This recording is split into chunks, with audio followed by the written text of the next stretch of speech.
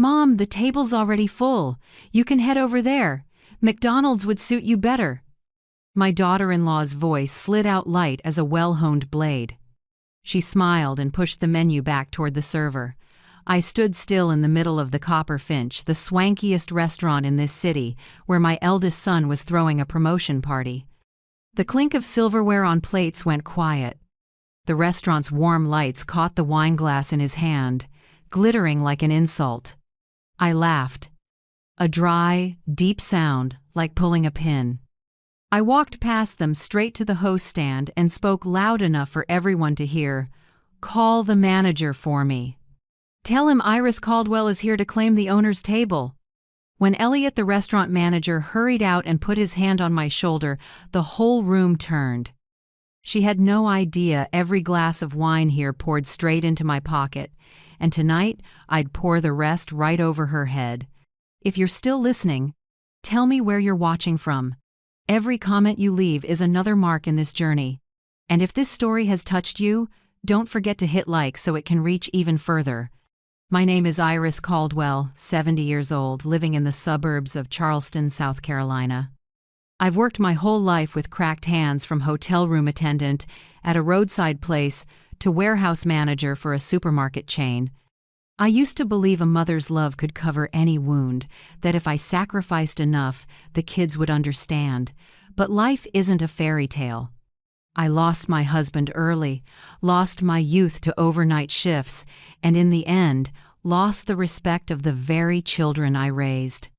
People saw a skinny old woman in worn-out shoes, but they didn't know that under this wrinkled skin is a woman who survived on grit, brains, and a secret big enough to buy my dignity back. I still remember the moment my daughter-in-law Aubrey's eyes shifted from triumphant to frozen. She sat there, in a room shimmering with candlelight, her smile stuck halfway on red lips. Beside her, my eldest, Grant, cleared his throat. He looked around, trying to act like nothing was happening, but I could see the way. His jaw locked, his hand whitening around the wine glass.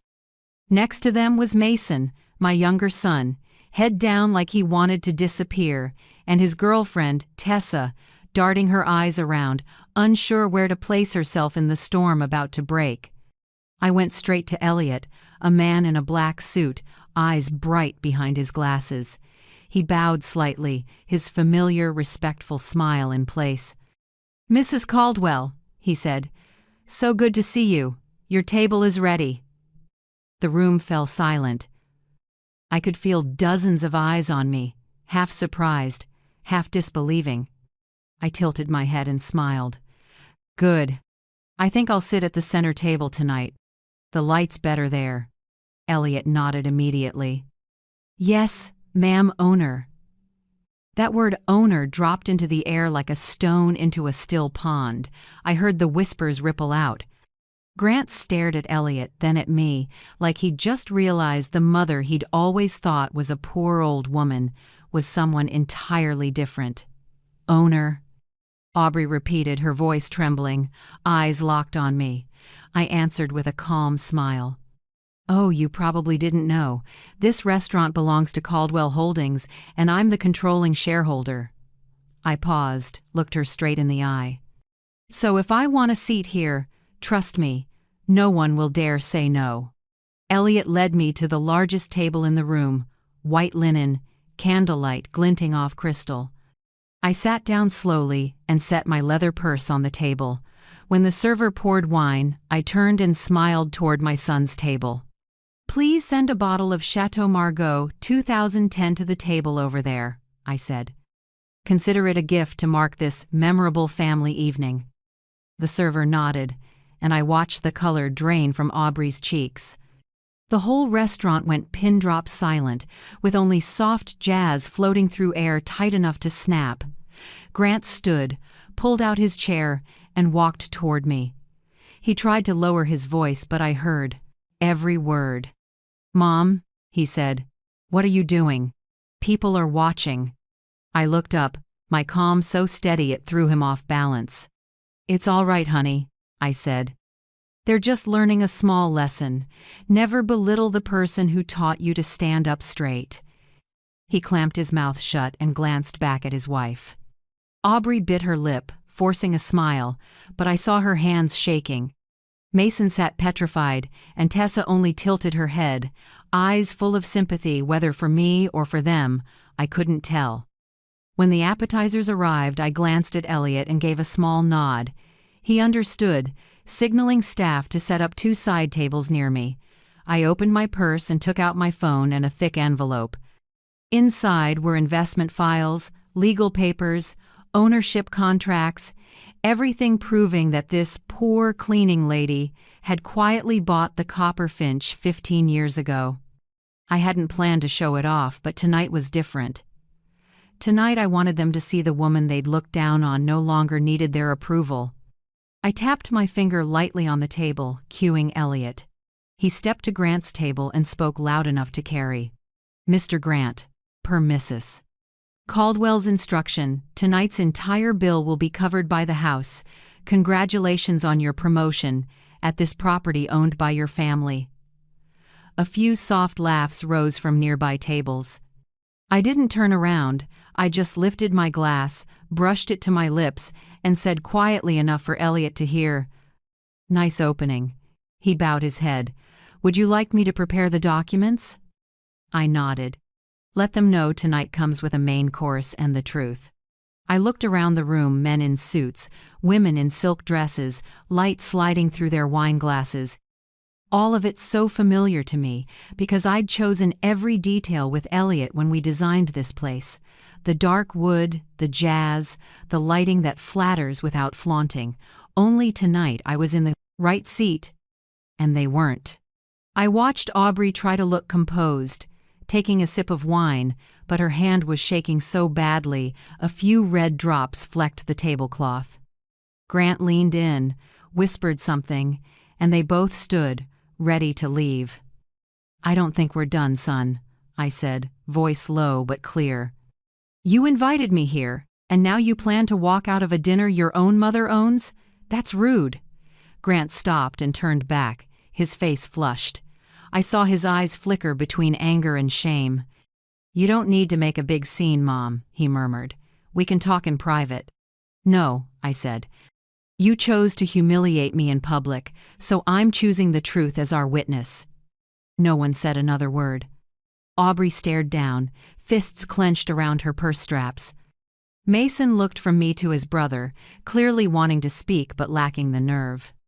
I looked at all 3, the children I'd stayed up nights for, covering every meal, every tuition payment, every medical bill, and saw something painful but crystal clear. Unconditional love had turned them into ingrates. Elliot returned and handed me another envelope.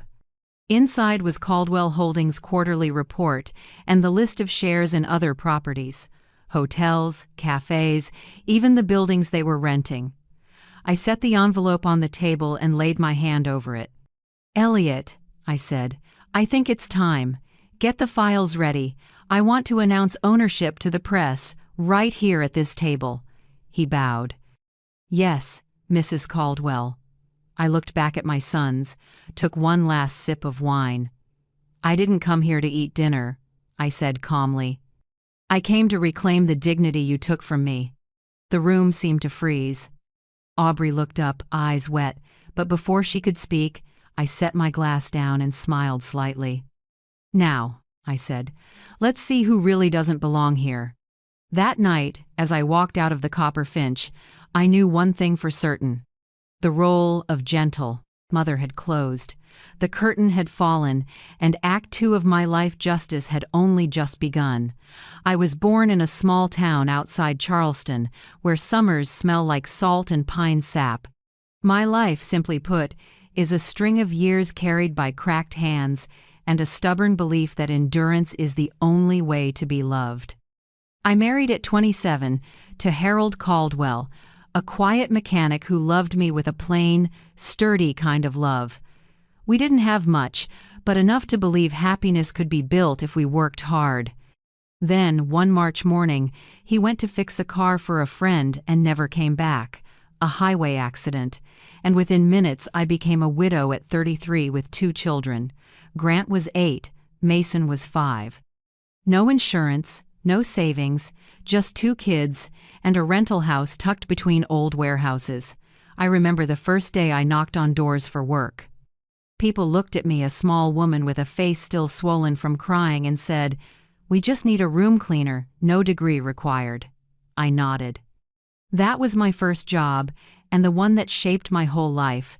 Housekeeping at a motel off the highway, where the rumble of semis ran through the sleepless nights of those with no other choices. I did that for 25 years. 25 years breathing bleach, bending over cold tile floors, washing sheets soaked with strangers' sweat. In winter, my hands cracked from chemicals. In summer, my back hurt so much I had to hold my breath just to bend and pick up a dime. But I didn't complain. Every morning I got up at 5 a.m., made instant coffee, set out cereal for the kids, and asked a neighbor to watch Mason.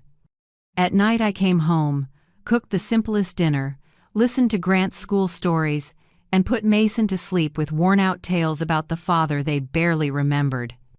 I thought I was strong until the day my mother had a stroke. The hospital demanded a deposit of $5,000, and I had only $600.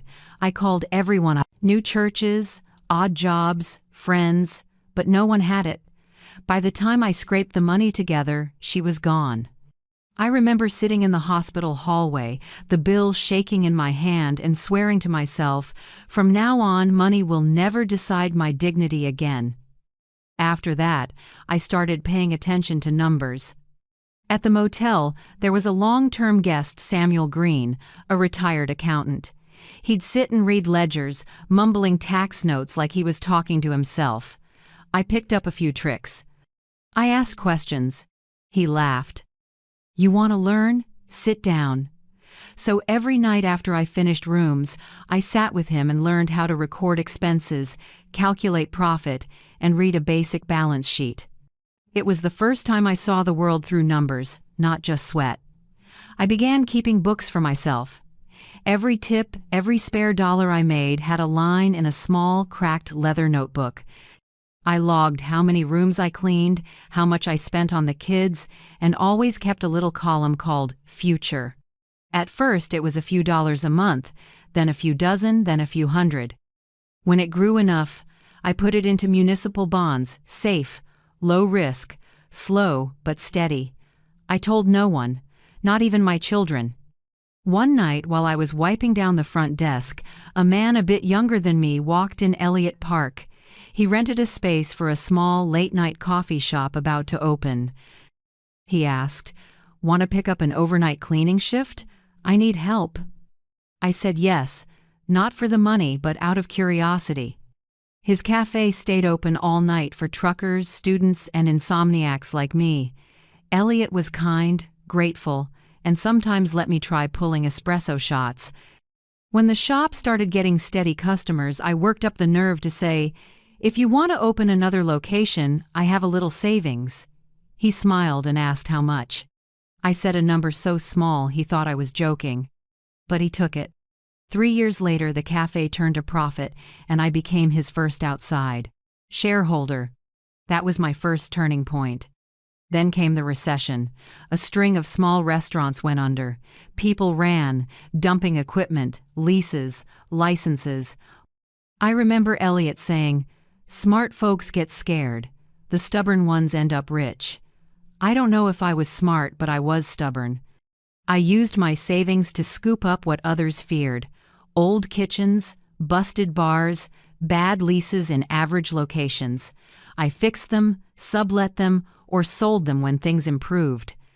Piece by piece, with caution and patience, it became something bigger. Elliot said, "You should form a company." I shook my head. "I'm just a cleaning lady." He laughed. "Then let them think that." And so Caldwell Hospitality Holdings was born, a shell company with me as controlling shareholder and Elliot as the public operator.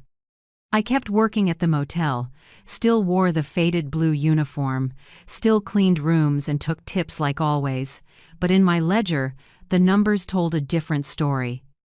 I still remember signing my first contract to acquire a small property. My hands shook so badly I had to grip the pen with both hands. Elliot said, You know, someone can own a whole building and still clean it. The difference is now you get to decide who cleans with you." I laughed. No one at the motel knew the woman mopping floors owned 2 cafes and a profitable bakery, and through it all I thought only of Grant and Mason. I paid for private school on time. I bought Grant his first car when he got into college. I helped Mason with a security deposit when he landed his first job. I never begrudged $1, never asked for payback. I just wanted them to have what I never did. But the older they got, the farther they drifted. When Grant started dating Aubrey, a woman who spoke like she was judging the world, I saw something in his eyes. Shame. He didn't want me stopping by his apartment, didn't want friends to know his mother was a cleaning lady. Once, when I brought him homemade pastries, he glanced around and said softly, "Mom, next time you can just mail them." I smiled and nodded. The words were a small knife, not enough to kill, but deep enough to cut. Mason was gentler, but weak. He never opposed his brother, just silently agreed. I knew they loved me, but their love was mixed with embarrassment, like I was proof of a past they wanted to forget. I wasn't angry, I just watched, played dumb, stayed quiet, and remembered. When the Copper Finch opened a fine dining European place Elliot and I invested in, I still wore an apron and checked for dust in corners. Elliot asked, "Do you want your name public?" I shook my head. "No. Let them think I'm staff." He was surprised, but I knew the day would come when that would save me. I kept that secret for 15 years. No one knew. No one needed to know. I lived simply, went to work, went home, and paid my grandkids' school fees. Sometimes, seeing Grant step out of a luxury car, shaking hands with clients, or Mason in a sharp suit, I smiled, half proud, half regretful. They had everything I dreamed for them, but had lost the one thing I couldn't buy back: respect for their mother. So when Aubrey said that night that McDonald's suited me better, I didn't get angry. I just felt the story had reached its ending. Because in the bag I carried that evening, along with my wallet and keys, were the ownership papers for the Copper Finch. And I knew it was time to use them to take back what they'd long forgotten: a mother's dignity. Grant married Aubrey in a blaze of autumn gold. The wedding was at a fancy golf club, every flower on the tables imported from Italy, the white dress costing nearly as much as the little apartment I rented when I was newly widowed. I remember standing in the last row, wearing a light blue dress pressed smooth, holding wild daisies. When I walked into the hall, one of Aubrey's friends asked if I worked there, because you look more like staff than a guest. I just smiled. Grant didn't hear it, and if he had, he'd probably just frown slightly and pretend it wasn't about him. Aubrey grew up in a middle-class family trying hard to look upper-class. Her father was a teacher, her mother an office worker, but they lived off reputation more than reality. From the first time she stepped into my home, she showed it, eyes scanning, comments that sounded like suggestions but were really criticism wrapped in silk. "Your house is a bit old but cozy," she said, fingers brushing the chipped paint on the doorframe. I answered, "Old is right, I spent the money on tuition for the kids." She smiled, but her eyes were cold as steel. Mason, my younger one, was the opposite of his brother kind, a little clumsy, and always avoiding conflict. His girlfriend, Tessa Brooks, a music teacher with a voice soft as spring wind, always bowed her head when greeting others. I liked Tessa. In her eyes I still saw something I no longer found in many young people: sincerity. But Tessa was afraid of Aubrey. Every time the family gathered, she sat perched on the edge of a chair, smiling stiffly like one wrong word would get her pushed off the table. I know how thin the line is between help and dependency. All my life I only wanted my kids to have it good. But the more I gave, the more they treated me like an endless supply, not a person. When I sent money to help Mason fix his car, he stopped saying, "Thank you." When I covered part of the condo down payment for Grant and Aubrey, they said, "You're so generous." as if I'd merely fulfilled an obligation, not offered love. Then one day, they said I should rest. The way they said it was gentle. The meaning was heavy as stone. "Mom, Aubrey and I have been thinking," Grant said one Sunday afternoon. "This house is too big for you. You're alone, no one to help. We just want you to be safer." Aubrey added, voice smooth as butter. "There's a new assisted living center, very nice. Shared kitchen, cleaning staff. You wouldn't have to work yourself anymore." I sat and stirred my tea. In my chest, the words they used pricked like tiny needles. Too big, alone, safer, shared kitchen, all just different ways to say the same thing. "You make us ashamed." I asked slowly, "What are you more afraid of, me falling down the stairs, or me walking into your party in an outfit that doesn't match the red carpet?" Aubrey gave a thin smile, glanced at Grant, then said, "Please don't take it the wrong way. We're only thinking about you." I nodded. "Right, I get it." I didn't argue. I just wanted to see what they'd do when I stopped giving. The next week, I lost my job. In truth, I quit on purpose, using layoffs as the excuse. I told no one. I wanted to run a simple test. When they think I have no income, how will they react? A week went by. No one asked if I was okay. On the 8th day, Grant texted, "Mom, I found a few great places. Close to us, very clean assisted living, friendly staff. I'll send you the links. You'll have friends your age, less lonely."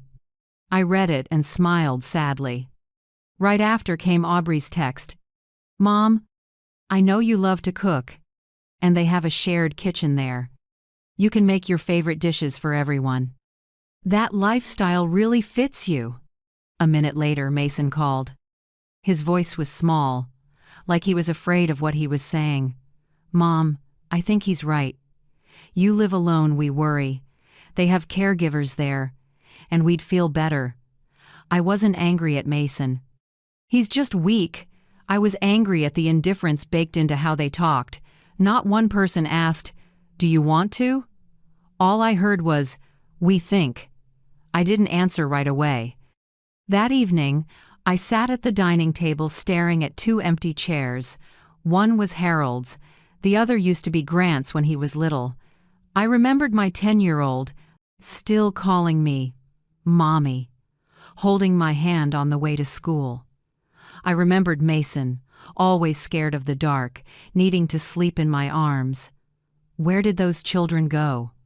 Who taught them that convenience matters more than family, and that the woman who gave them life can be arranged out of the way? My phone buzzed. A new message. "Tessa. Miss Iris, I'm sorry. I shouldn't have stayed quiet when they said those things. I know they didn't mean well. I just didn't know what to do." I stared at the shaky words and, for a moment, I saw that young woman again, with the gentle smile and helpless eyes. I didn't blame Tessa. At least she still had a heart. I picked up my phone and hit record. When Grant called back to go over details about assisted living, I let the recorder run. When Aubrey sent more links, cheaper places that are still clean, I saved those too. I didn't know exactly how I'd use this evidence, but my gut said, keep it. The next day, Mason stopped by with a fruit basket. He tried to act cheerful, but his eyes kept sliding away. "Mom, I know you're upset, but I thought about it, and he has a point. Living alone isn't good for your health." I looked at him for a long time, then asked one question. "Have you ever thought about your own son saying that to you someday?" He dropped his head. No answer. That night, I opened my laptop and replayed every recording. Grant's voice smooth and confident, like a boardroom. Aubrey's soft but cold. Mason's timid, afraid. I listened over and over until my tears dried. Then I closed the laptop and wrote one line on a small piece of paper. "If you choose to sell your mother cheap, I will reprice you." I folded the note and tucked it into the notebook where I used to log every tip, Just like when I rebuilt my life after losing everything, I knew it was time to start another plan. But this time, not to make money, to take back my own worth. Outside the window, the streetlight washed the eaves with long stripes of pale glow. I sat still, hands wrapped around a cold cup of tea, feeling something form quietly inside me, a hard, clean resolve, not of a weak mother, but of a woman who finally understands that kindness only holds value when people respect it. The air inside the Copper Finch that night was thick, like fog before a storm. The background music cut out, only spoons tapped softly against wine glasses and breaths came in shallow little waves. I sat at the big table in the center, under the crystal chandelier, where the light fell and made my skin look like it was wrapped in a calm, cold sheen. Elliot, the restaurant manager and my partner for 15 years, caught on instantly. He signaled for staff to bring out the set of rare wine glasses from the private cellar, the kind the restaurant only opens when the owner asks. The sommelier bowed and asked, "Mrs. Caldwell, what would you like to have?" I looked up, voice steady. "Open the Chateau Lafite 2005. I think tonight deserves it." The room shivered. A few diners murmured. They knew that bottle was reserved for investors, people on an internal list one my son definitely had never seen. Elliot gave a small nod, and a few minutes later the cork popped like the first shot of a starting gun. I lifted my glass and looked over at the other table. Grant and Aubrey frozen like statues. Mason's head hung low. Tessa gently held his hand, eyes worried. I gave a thin smile and raised my glass toward them. "An appetizer from Caldwell Holdings," I said clearly, making sure those around us could hear. The server nodded, then placed a plate of salmon tartare at their table with a quiet explanation. A gift from the restaurant's owner, Mrs. Iris Caldwell. Grant was stunned. I saw his gaze wobble, then he tried a strained smile like it was a joke. "Mom, are you a shareholder here?" he asked, voice rough. I set my glass down and answered, slowly, "No, son, I'm the owner." Their table went dead quiet. Aubrey looked up, her voice cracked, composure gone. "Where did you get the money?" I leaned forward, so the light hit my face and spoke softly, but with steel. "From all those hours I spent mopping floors while you hid your face if you saw me on the street. From the tips I saved instead of buying new clothes, from sweat, from swallowing pride. And from the foolish belief that love would keep you from forgetting where you come from." Mason dropped his knife. Metal clanged hard in the stunned room. Tessa startled, then laid her hand over his, a small gesture filled with worry and a kind of pity I hadn't felt from anyone in our family for years. I turned to Elliot and whispered, "It's time." He nodded and walked toward the door, where 2 food journalists were waiting. Rumors about the anonymous owner of the Copper Finch had circulated in restaurant circles for years, but no one had ever seen her. Now, as Elliot led them in and camera flashes popped, every eye in the room fixed on me. "Mrs. Caldwell," the woman reporter stepped up, voice trembling with excitement. "Are you the founder of Caldwell Holdings?" I nodded. "I'm just a cleaning woman who believed good meals could rescue people from their weariness. Turns out, I could cook more than dinner. I could cook my own future." I took an envelope from my bag, opened it, and spread photocopies of ownership documents on the table, share purchase agreements, leases, tax registrations. Flashes kept firing. Elliot stood behind me, silent and solid like a wall. Grant tried to cut in, but his voice caught. "Mom, why didn't you tell us?" I met his eyes. "Because I wanted to know if, one day, I had nothing left but these old hands, would you still think I deserved a seat at your table?" I paused, then said each word clean and clear. "Now I know the answer." Aubrey turned away, face flushed, mouth moving without sound. She dabbed at her lips with a napkin, her hand shaking so hard she knocked over her water. It spread across the table in a long streak like the track of something collapsing. I didn't stop there. I signaled to Elliot for more documents. He set a cream-colored folder tied with a red ribbon on the table. I turned to the reporters and smiled. Here's the list of properties I own in this city: 4 cafes, 2 restaurants, and the office building that houses the bank where my son works. His branch leases space there. If this runs, readers might enjoy knowing that sometimes the person mopping the floor is the one who owns the ground you're standing on. Whispers rose across the room. A middle-aged man at a nearby table leaned to his wife. "It's a fairy tale flipped," I heard and smiled. "That's right," I said, loud enough for the room. "Except in this story, Cinderella doesn't marry the prince. She buys the castle." Soft laughter, a few claps from the corner. Elliot behind me gave a slight nod. He understood. This wasn't about revenge. It was about reclaiming honor. Grant lowered his head, voice tight. "Mom, I don't know what to say." "You don't need to say anything, Grant," I replied. "Some apologies only count when they come with action, and I'm about to give you a chance to act." The evening slid on in awkward silence. The reporters left. The staff kept serving. But there was a new, quiet respect on their faces. When dessert came chocolate mousse I'd once helped develop. I looked at Grant and said slowly, "You know, dessert is always the most anticipated part of a meal. Because it's sweet, right? But tonight, ours is different." I set my spoon down and tilted my head. Tonight's dessert is consequence.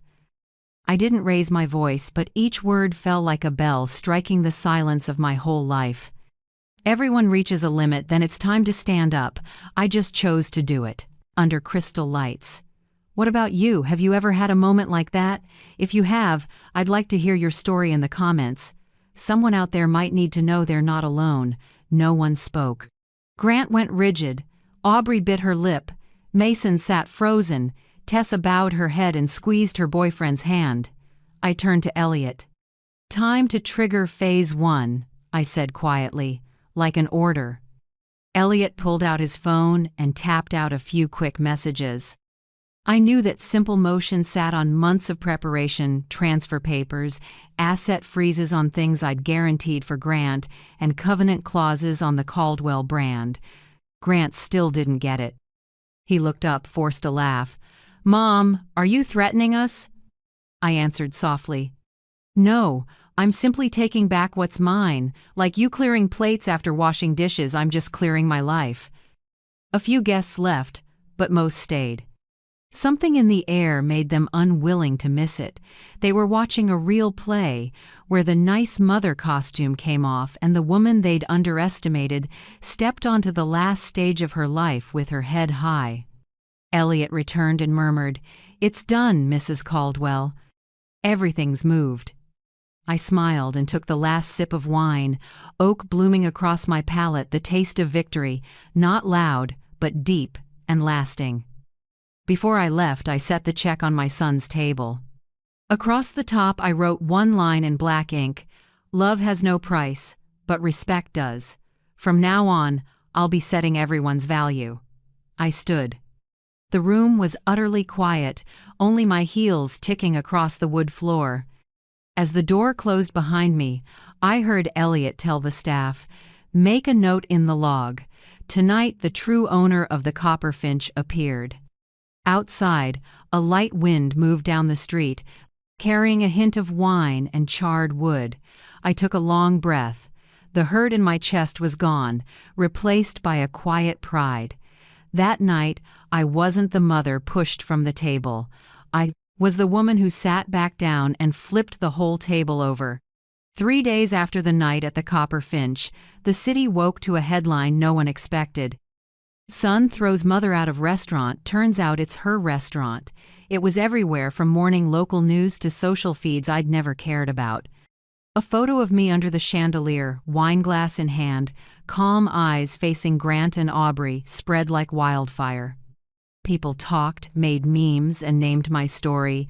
The hidden owner, millionaire mom disrespected by her son, or simply Miss Iris and the lesson for the ungrateful. I said nothing. I let the public do what it does. What surprised me wasn't the reach, but the reaction. Thousands of comments. I wish my mom were alive so I could say thank you. This should be shown in ethics class. No one has the right to turn their mother into a burden. And of course, some said I went too far. She must be bitter. Who knows the truth? Maybe she staged it for revenge. I didn't need them on my side. I just needed the truth to stand. 2 weeks later, a news alert popped up. NCS Capital suspends branch manager Grant Caldwell pending ethics investigation. I wasn't surprised. Banks hate scandal, especially anything resembling elder abuse. Photos of Grant in a suit, hand over his face as he left the building, flooded the media. People said he'd lost approval authority. His work accounts were locked. A finance blog even asked, if he doesn't respect the person who gave him life, how can he be trusted with other people's money? Aubrey fell in her own way. The elite women's club where she was a vice president canceled her membership for damaging the organization's image. Her friends, the ones who used to toast her taste and class, went silent. A few sent faux sympathetic messages, but most were just fishing for gossip. She pulled off social media, deleting an Instagram full of trips and wine parties. Mason, the son I still thought had a little light left, tried to deny it all. In a private text he wrote, "Mom, people got it wrong. I never wanted you out of your house. I just don't know how to say things right." I read it, then opened my laptop. The recordings, message logs, and emails I'd saved were all there. His voice telling his brother, "You're right. If Mom would move, we'd worry less." The evidence was clear. When I sent it back, I added one line, "Don't worry, I don't need an apology. I just need you to remember that next time, silence has a price." After the uproar, I started shutting off the valves. Every financial support I'd quietly provided, monthly allowances, my grandkids' tuition, apartment rent, I stopped. The automatic transfers to Grant's bank were canceled. The secondary card Aubrey used for event shopping was frozen. I didn't announce it. I let the declined card notifications do the talking. I asked Elliot to help audit company expenses. Many assets that had been temporarily in my son's name, the downtown condo, the Audi I bought, so they could get around easily, all belonged to Caldwell Holdings. Elliot asked, "Do you want them back?" I said, "No. I just want them to know they never owned any of it." But there was one I did take back, the penthouse on King Street. I'd bought it over a decade ago, in the company's name to avoid attention. I'd been renting it out while I lived in the old place in the suburbs. Now I moved in living to my means, not hiding, not asking permission. The unit sits on the 20th floor, glass walls facing the Ashley River. That first night, I opened the balcony. Wind rushed in, smelling of salt. I made black tea, set it on the marble counter, turned on the soft gold lamp, and looked out at the city.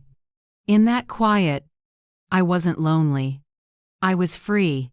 After 70 years, I was finally living not to be accepted, but to accept myself. When word got out I'd moved, a few major outlets asked for interviews.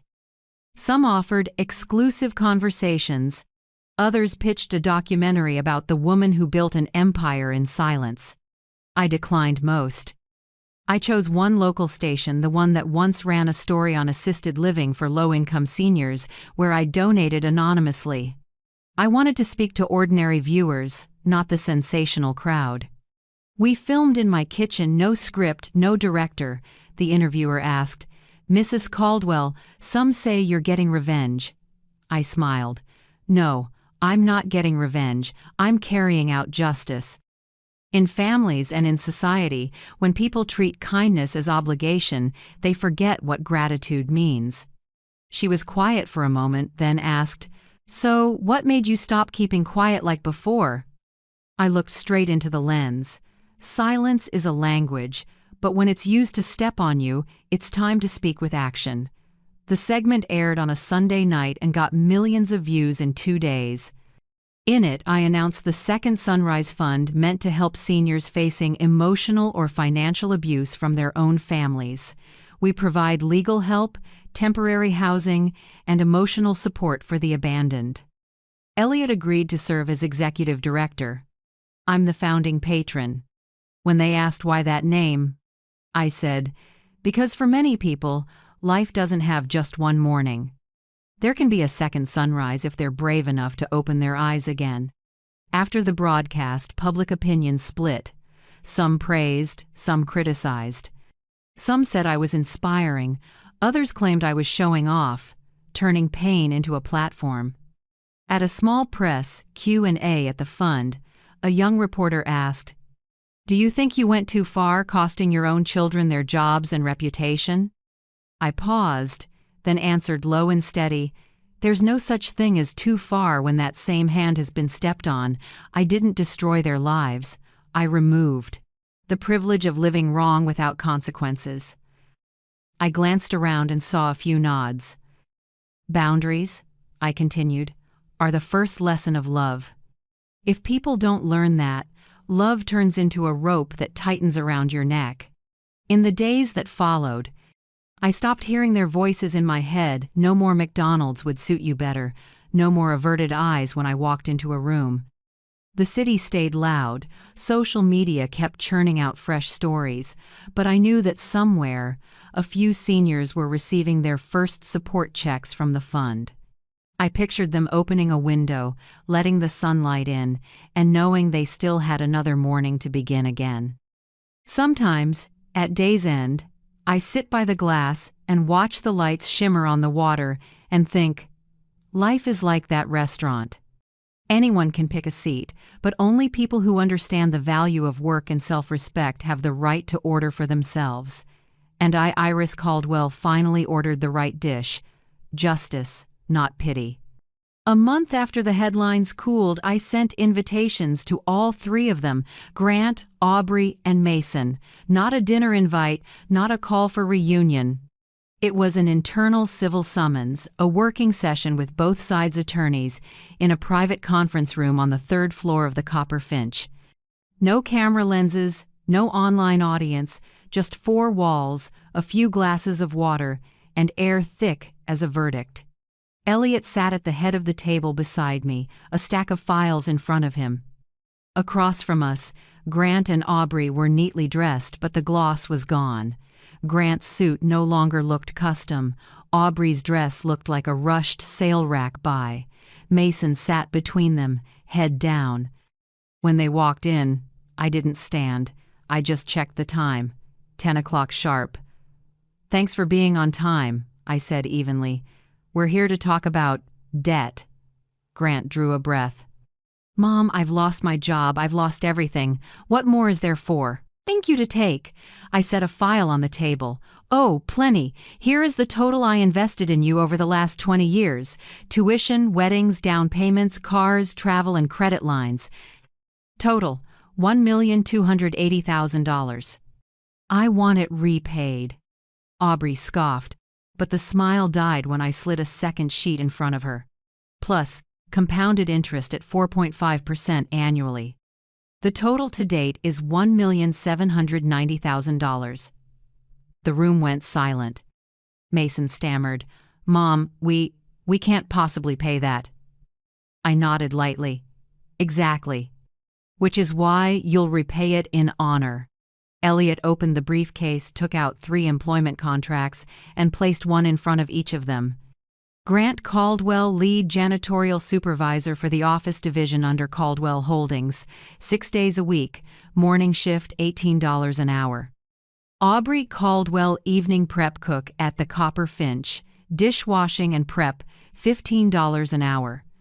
Mason Caldwell, maintenance and repairs for rental properties, full-time, $17 an hour.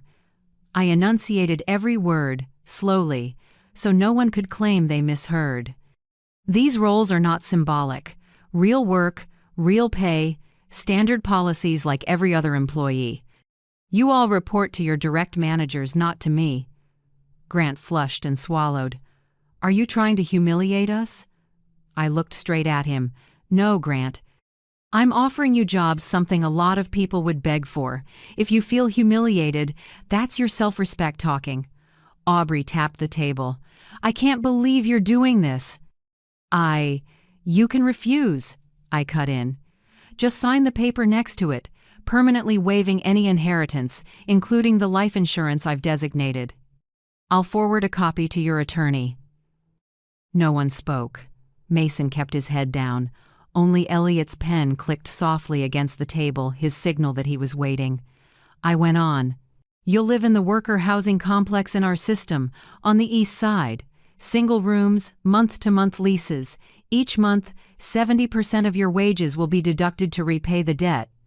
If you complete 5 full years of continuous work, I'll forgive the remainder. Aubrey's mouth dropped. That complex, that's for blue-collar workers. That's right, I said, because I think it's time you learned what labor feels like.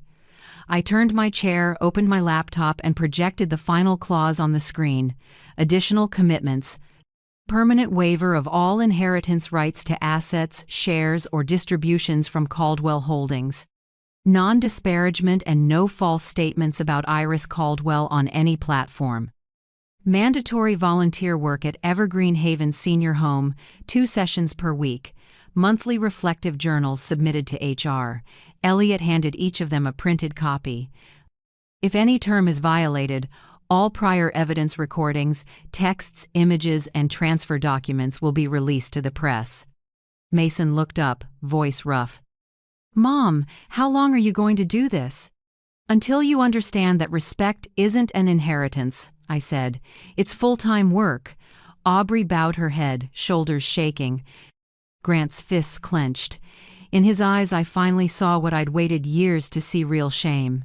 Not over lost status, but from realizing his self-respect had never been built on anything real. I said nothing more, just slid the pen box toward them. Elliot checked the time and said, You have 30 minutes to sign. If not, we proceed to phase 2. Time dragged. The HVAC hummed overhead. The smell of fresh toner hung in the room.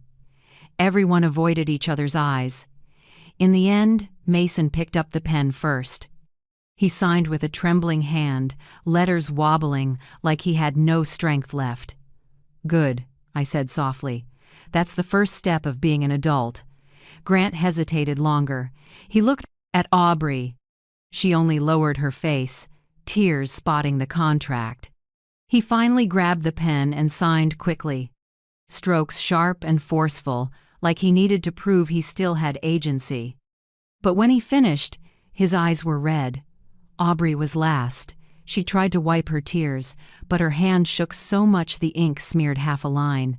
Elliot had to give her a fresh copy. When she was done, she looked up and asked, voice catching, Who do you want us to become after all this? People who can bow without losing their dignity, I said. The door eased open. A gentle voice. I'm sorry. May I join? It was Tessa. She stood in the doorway holding a folder, still a little flustered, but her eyes steady. I heard from Mason, she said, and if he has to work, I want to volunteer with him at the senior home. Not because I have to, because I think it's the right thing. I studied the young woman for a long moment. In that stifling room, she was a soft breeze. I nodded. All right, you don't need to sign anything. Your willingness is enough. Aubrey turned away, and Mason went still the first time I saw true gratitude in his eyes. When the paperwork was done, Elliot gathered the files into his case. I stood and looked at each of them. Starting today, I'm not a bank, and I'm not a soft landing. I'm the steward of this family's honor. I walked slowly around the table, stopping behind Grant. You used to think money was the measure of worth. Now you'll learn some debts are paid only in sweat. Then I looked at Aubrey. As for you, daughter-in-law, maybe you'll learn no one is born beneath you. Only the contemptuous make themselves small. Finally, I rested my hand on Mason's shoulder. And you, I don't need money from you. I need you to repay me by becoming a decent man. They sat still, 3 faces, 3 shades of guilt and contrition. I knew the road ahead would be long, but I also knew I'd done the right thing. Before I left, I turned back and spoke the last line, my voice low and final like a gavel. "From here on, Your Honor will pay the debt in place of my wallet." Elliot opened the door. Hallway lights spilled in, illuminating once proud faces now lowered. I stepped out, lighter not for winning but for finally seeing justice show up not just in a courtroom, but at a family table that had forgotten gratitude. In the first week, HR reports hit my inbox on Monday morning. The sheet was short hours, output, minor violations, but to me, every line was a sign the lessons wheel had started to turn. Grant was assigned to office restrooms, the same halls he used to breeze past without a glance. Now he was cleaning the marble he once crossed in shiny Italian shoes. Elliot said on day one, his back hurt so badly he had to sit in the hallway, hand at his hip, sweat soaking his blue uniform shirt, but he didn't abandon the shift. He cleaned slower, clumsier, but he cleaned. At the end of the shift, he asked security to buzz the door. The guard, the one Grant used to ignore when he was a bank manager, just nodded. For the first time, Grant bowed in a real greeting, not the curt nod of a corporate man. I know this. Learning to bow isn't failure. It's the beginning of standing up properly. As for Aubrey, the one who said, "McDonald's would suit you better," she's now an evening prep cook at the Copper Finch. I checked the internal cameras. Beige uniform, hair tied up, no makeup. Under neon kitchen lights, her skin glossed with oil and her eyes looked oddly tired. Elliot said by day 3 she'd ditched the makeup entirely. The grease made her foundation run in streaks. That night, a group of guests recognized her, probably golf club acquaintances. They filmed her washing dishes, snickering. 15 seconds. Caption: "When the Ladies Club VP becomes Queen of Dishes." I watched it online and felt no joy. Humiliation is never a code. Lesson. Only awareness is real consequence. The next day, Elliot reported, Aubrey didn't call out. She arrived early, stood by the head chef, and learned portioning. She asked about shrinkage rates and wrote careful notes in a worn notebook. Maybe for the first time in her life, she understood the value of every slice of bread, every drop of oil on the floor. Mason worked maintenance at the rentals, a job people only notice when something breaks. The report read, Week 1 repaired 3 leaks, replaced 4th floor bulbs. I pictured my son, once parked in front of a screen, now curled under a sink, hands greasy with grit. Maybe for the first time, he understood leaks are like mistakes. If you don't patch them fast, they seep in and ruin the foundation. One evening, Elliot sent a cafeteria camera still from worker housing. Mason sat alone at a corner table, a simple bowl of soup in front of him. I zoomed in. His hands were rough, calloused, with a small cut wrapped in tape. I remembered how those hands were once too soft to twist open a bottle cap. Now they looked like mine back then. In week 2, the storm hit earlier than I expected. An old friend from the bank spotted Grant cleaning lobby glass on Monday morning. He snapped a photo and dropped it in the group chat. Branch manager turned janitor? Life really is a movie. It leaked and spread company-wide. I don't need to imagine how Grant felt. I know that feeling being laughed at on the way down because I've been there. The difference is, no one filmed me. Aubrey didn't escape either. A food blogger posted a clip of her washing dishes with a snide line, "Fine dining, now hiring former Ladies Club royalty talk about a palate cleanser." The comments boiled over. Karma. Serves her right. When real life is dessert. I read them all but didn't take them down. They need to learn that the world's cold stare can be harsher than any scolding from a mother. Mason was the only one not dragged online. He paid another way. Every day he fixed leaks, carried his toolbox, and grabbed a cheap street-side meal.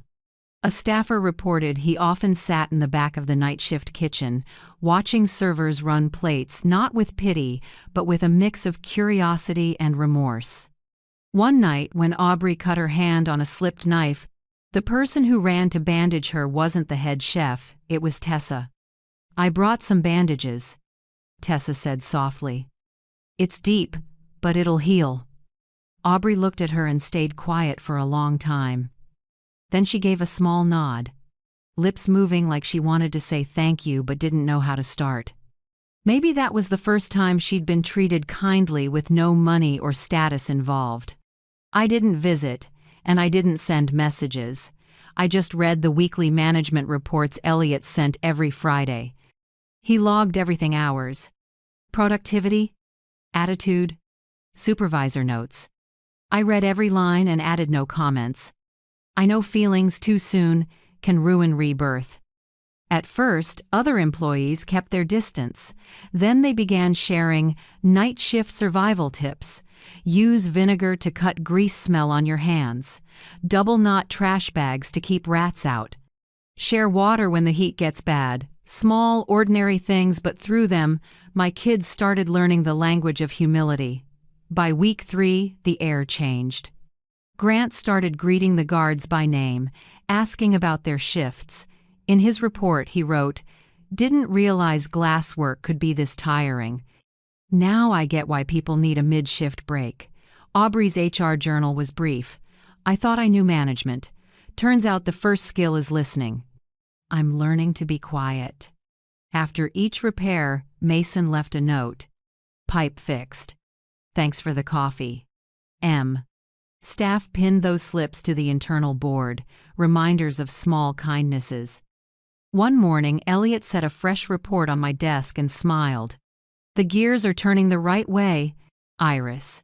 I looked out the window at the Ashley River flashing in the sun. "Right way isn't enough," I said. "They have to make the full turn." Elliot understood. He nodded and slipped out. I stayed with the files, feeling both calm and tender. I wasn't gloating. I was seeing the miracle of sweat, the thing people call dirty, but that washes away illusions.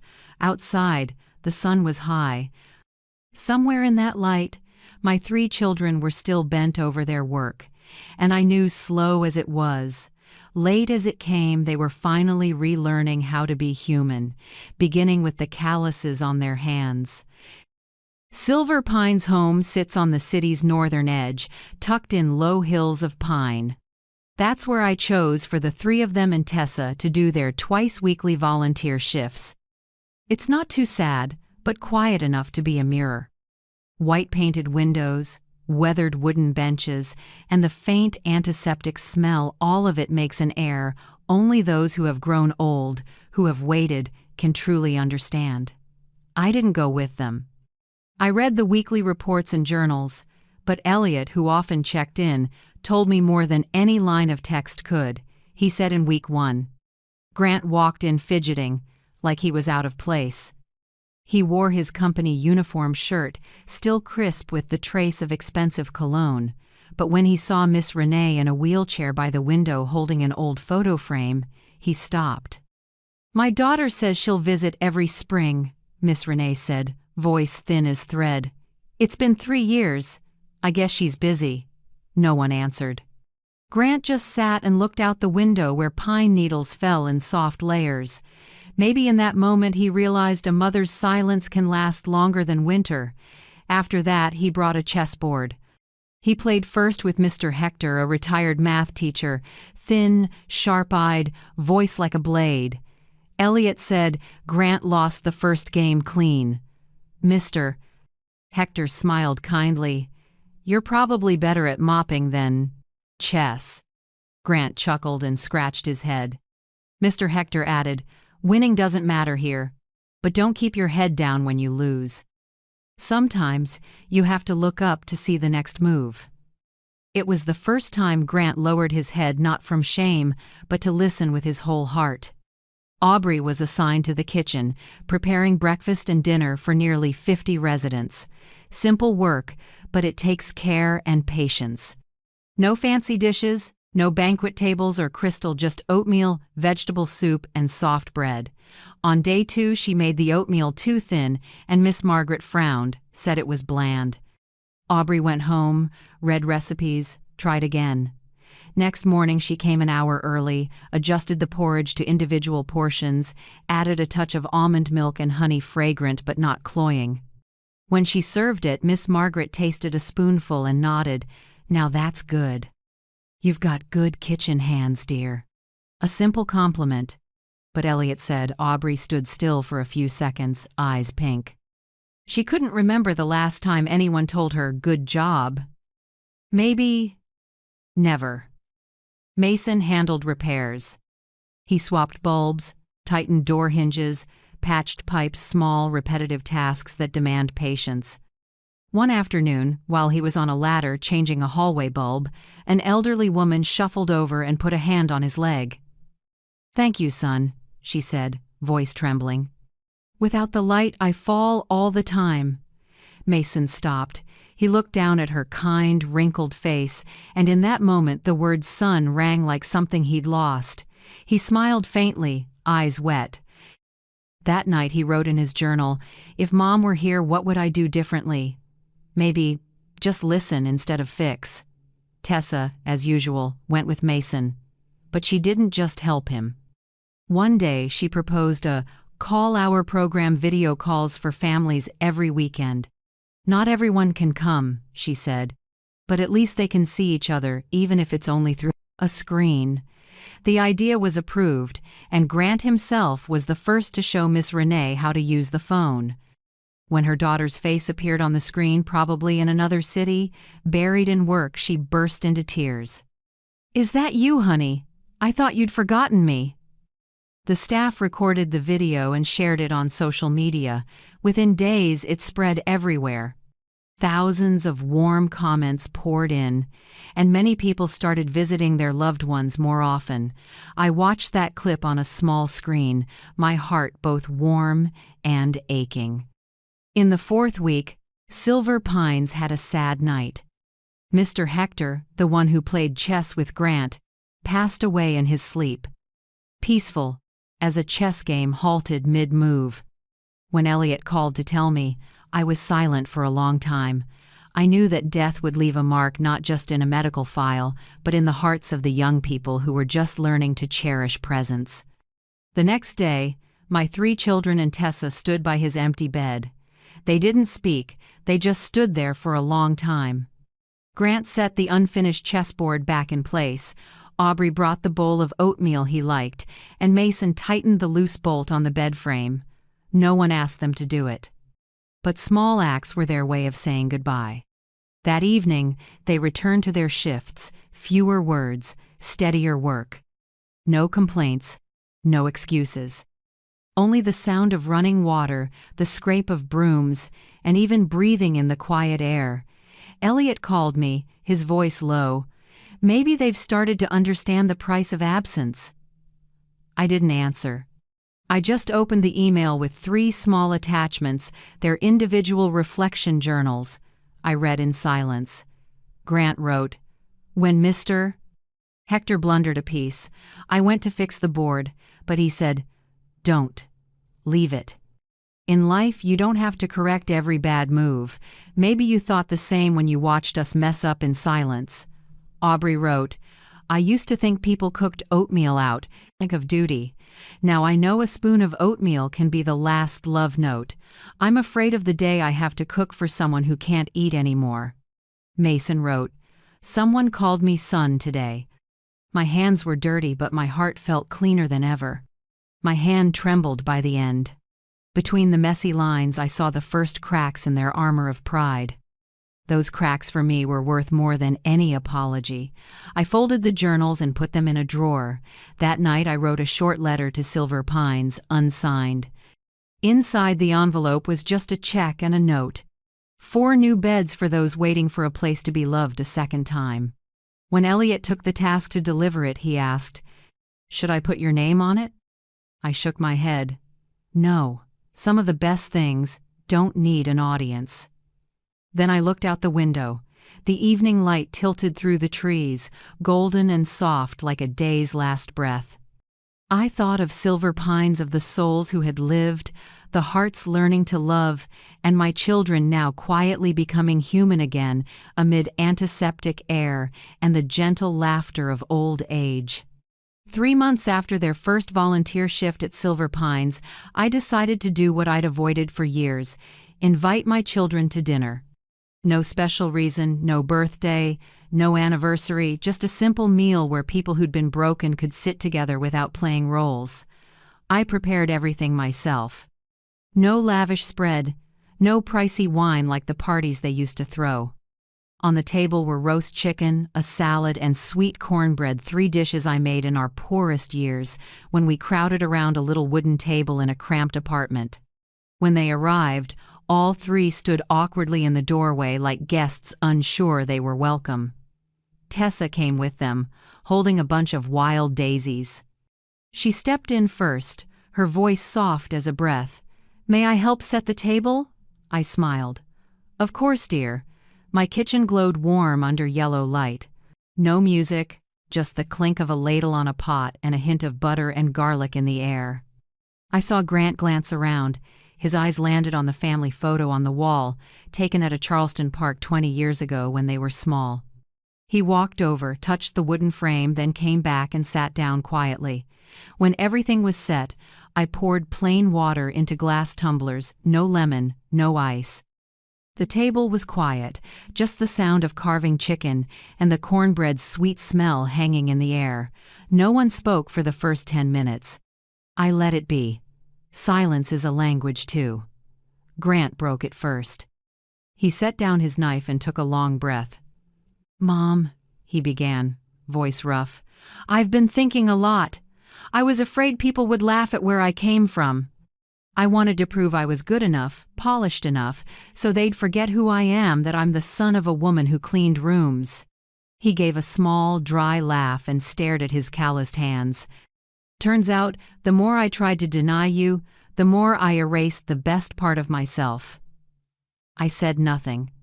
I just looked at him for the first time in years. My eldest wasn't avoiding my eyes or puffing himself up with pride. He was just a man learning to tell the truth. Aubrey sat next to him, hands clenched together. She looked toward the window, then spoke slowly. "I'm afraid of being poor, Mom. I grew up in a house where money was always short. I swore I'd never go back to that, so when I finally had a little, I clutched it until I turned mean." Her voice shook, eyes wet. "I thought money meant safety, but really, it just made me more afraid." I listened, feeling both ache and relief. Maybe this was the first time she'd been honest without fear of judgment. Then Mason lifted his head, eyes bright but tired. "I'm afraid of confrontation," he said. "My whole life I've avoided conflict. When Grant and Aubrey spoke, I stayed quiet. I thought silence kept the peace, but really I took the wrong side. And I know that hurt you." In his eyes I saw a different man, fewer words, more depth. Maybe those afternoons at Silver Pines taught him what took me a lifetime to learn. Silence can be a sin too. I set down the ladle and didn't answer with words. Forgiveness has never been about saying, "I'm not mad." If it's real, you feel it in actions. I stepped away from the table and turned on the tap. "Dinner's done," I said evenly. "Who wants to help me with the dishes?" Grant looked up, then stood first. "I will." Aubrey followed, rolling up her sleeves. Mason smiled slightly. "I'll dry this time." Tessa laughed soft and warm. We stood around the sink and split the work. Grant washed, Aubrey rinsed, Mason dried, and I put things away. No one bossed anyone. The water ran, plates clinked gently. A simple moment, but my heart warmed in a way I hadn't felt in years. The real family meal wasn't on the table. It was here, where everyone cleaned up together. When we finished, I dried my hands and looked at each of them. "If you want to stop early," I said, "you have my permission. Consider the lesson learned." Grant didn't hesitate. "No, Mom. I want to finish the year." Aubrey nodded. "Me too. Not because of the contract, because I need to see this through," Mason said quietly. "I think we still have a lot to learn." I stood there looking at the three of them.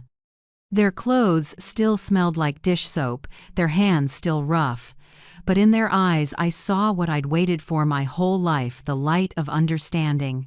We ended the dinner without tears or grand promises. Just handshakes, awkward hugs, and a "see you next week, Mom." I walked them to the door. After their silhouettes slipped under the streetlights, I stood for a long time, listening to the night wind move through the trees. Back in the kitchen, the sink was empty, the dishes stacked neatly, a little steam still rising from the stainless steel. I sat down and exhaled, not a weary sigh, but the sound of someone putting down the last heavy load. That night I went to bed without reading the news or checking my phone. I stared at the ceiling and listened to the light rain outside. For the first time in years I slept well, not because I felt safe, but because I knew my children, however lost they'd been, had started walking back toward decency. I dreamed of the old kitchen, the wooden table, and three little kids laughing around a plate of roast chicken. I heard my own voice in the dream, light as a breeze, "Eat up before it gets cold." And in that sleep I realized the real family table isn't set with gold, it's set with the truth. From August through December, the city slid into crisp sunlight, and I realized it wasn't just the street trees turning over. My three children were shedding old skins too. It wasn't flashy change, but the steady kind, like a factory rhythm or the slow breathing of someone waking from a long sleep. Grant, the son who used to sit behind a conference table with a tight tie and a voice tuned to authority, now wakes at 5 a.m. He still works the cleaning shift at Caldwell Holdings' main building, but stays after to study lodging management in a program for working adults. Reports say he brings a book to lunch, sits on the stairwell, eats a sandwich, and takes notes. One morning, Elliot sent me a sneaky phone shot. Grant standing in the grand lobby, teaching new staff how to polish glass with the light, not against it. His shirt was splashed with water, but his smile was bright. Beneath the photo, Elliot wrote one line, "People are relearning leadership from the lowest rung." I printed it and tucked it into my work notebook without telling anyone. Aubrey enrolled in a community culinary program with morning classes. She still works the evening prep shift at the Copper Finch, but now she knows how to hold a ladle, set heat, and keep quiet when corrected. Elliot said the head chef told him, "She's not afraid of hot oil anymore. I'd call that growth." In October, the restaurant ran an in-house contest. Each staffer cooked a Southern soul dish their way. Aubrey entered with a healthier gumbo, less oil, no butter, more vegetables and natural spices, tailored for seniors.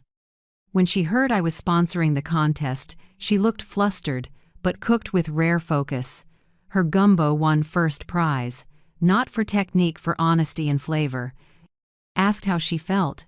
She said, "I used to think cooking was for servants. Now I know it's how people show love without words." The local paper quoted her, "No one brought up the old scandal. They only knew a woman learning to hold a ladle instead of a business card." Mason, the once weak younger son, surprised me most. His maintenance work now extends beyond worker housing.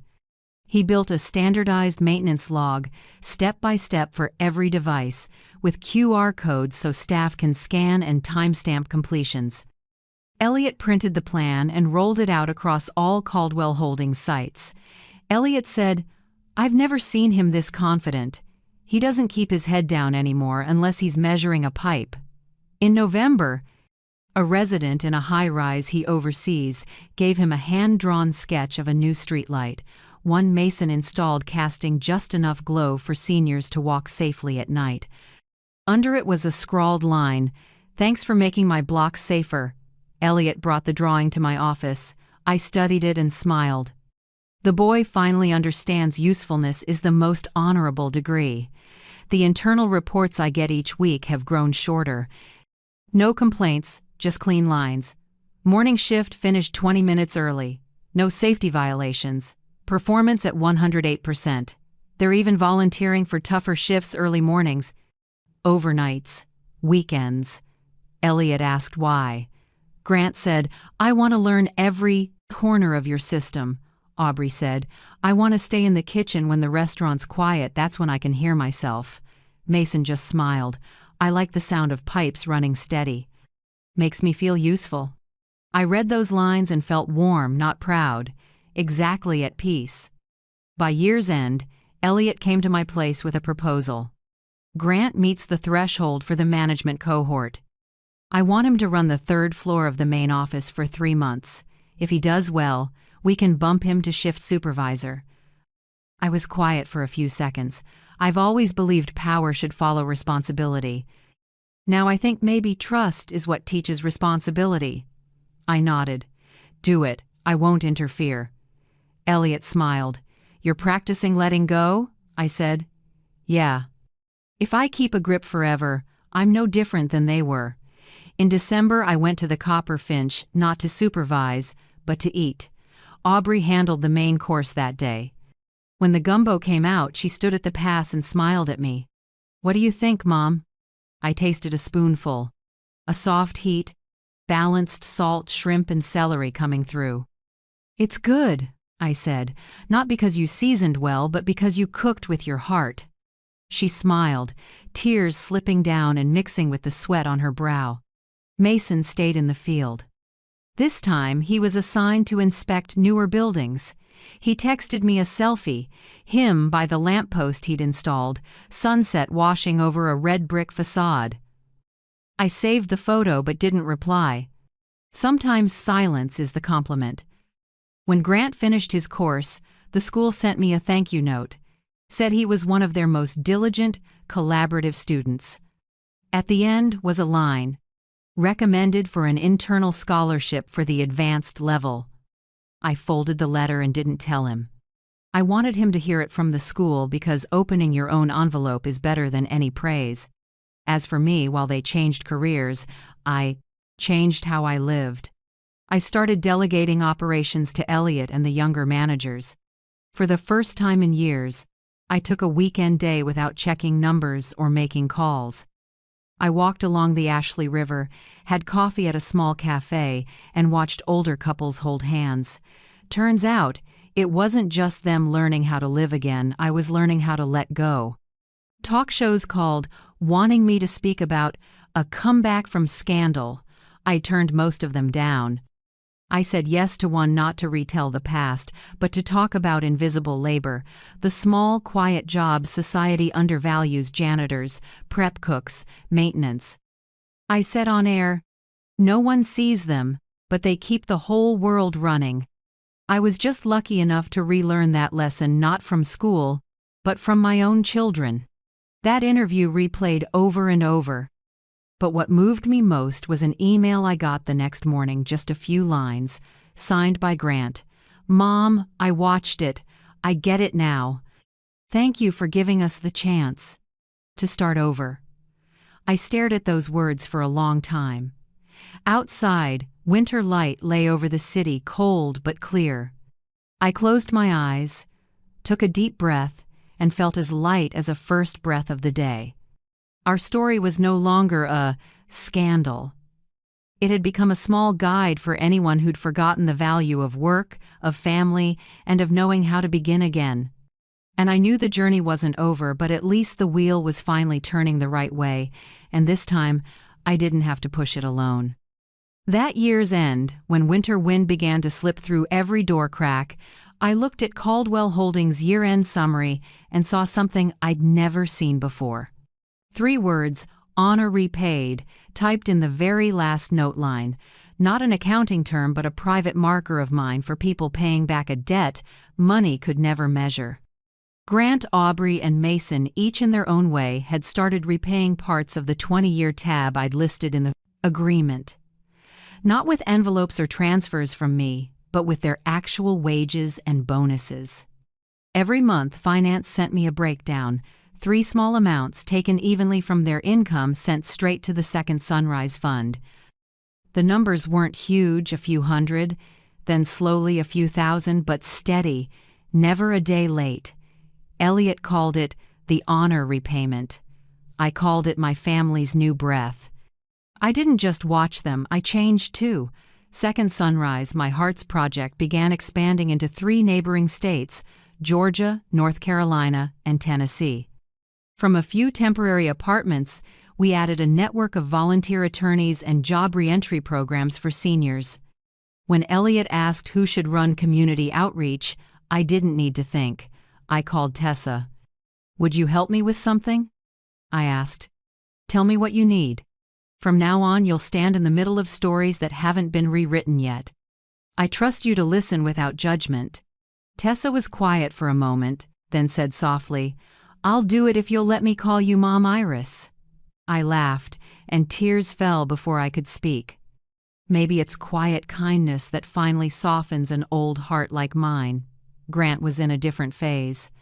After almost a year of training, he asked to try managing 2 mid-range hotels in our system, not a flashy brand, no stars on a ratings board, but steady occupancy. "I don't want to look fancy anymore," he said in our meeting. "I want to do it right." I studied the packet he'd prepared, every little item spelled out: cleaning protocols, shift schedules, staff training. No more lines about boosting profit by cutting staff. Like the old days. "Hotels don't need to sparkle," I told him. "They need guests who want to come back." He nodded. "Now I get why you started with a broom. If you know what a clean floor takes, you can keep a whole building standing."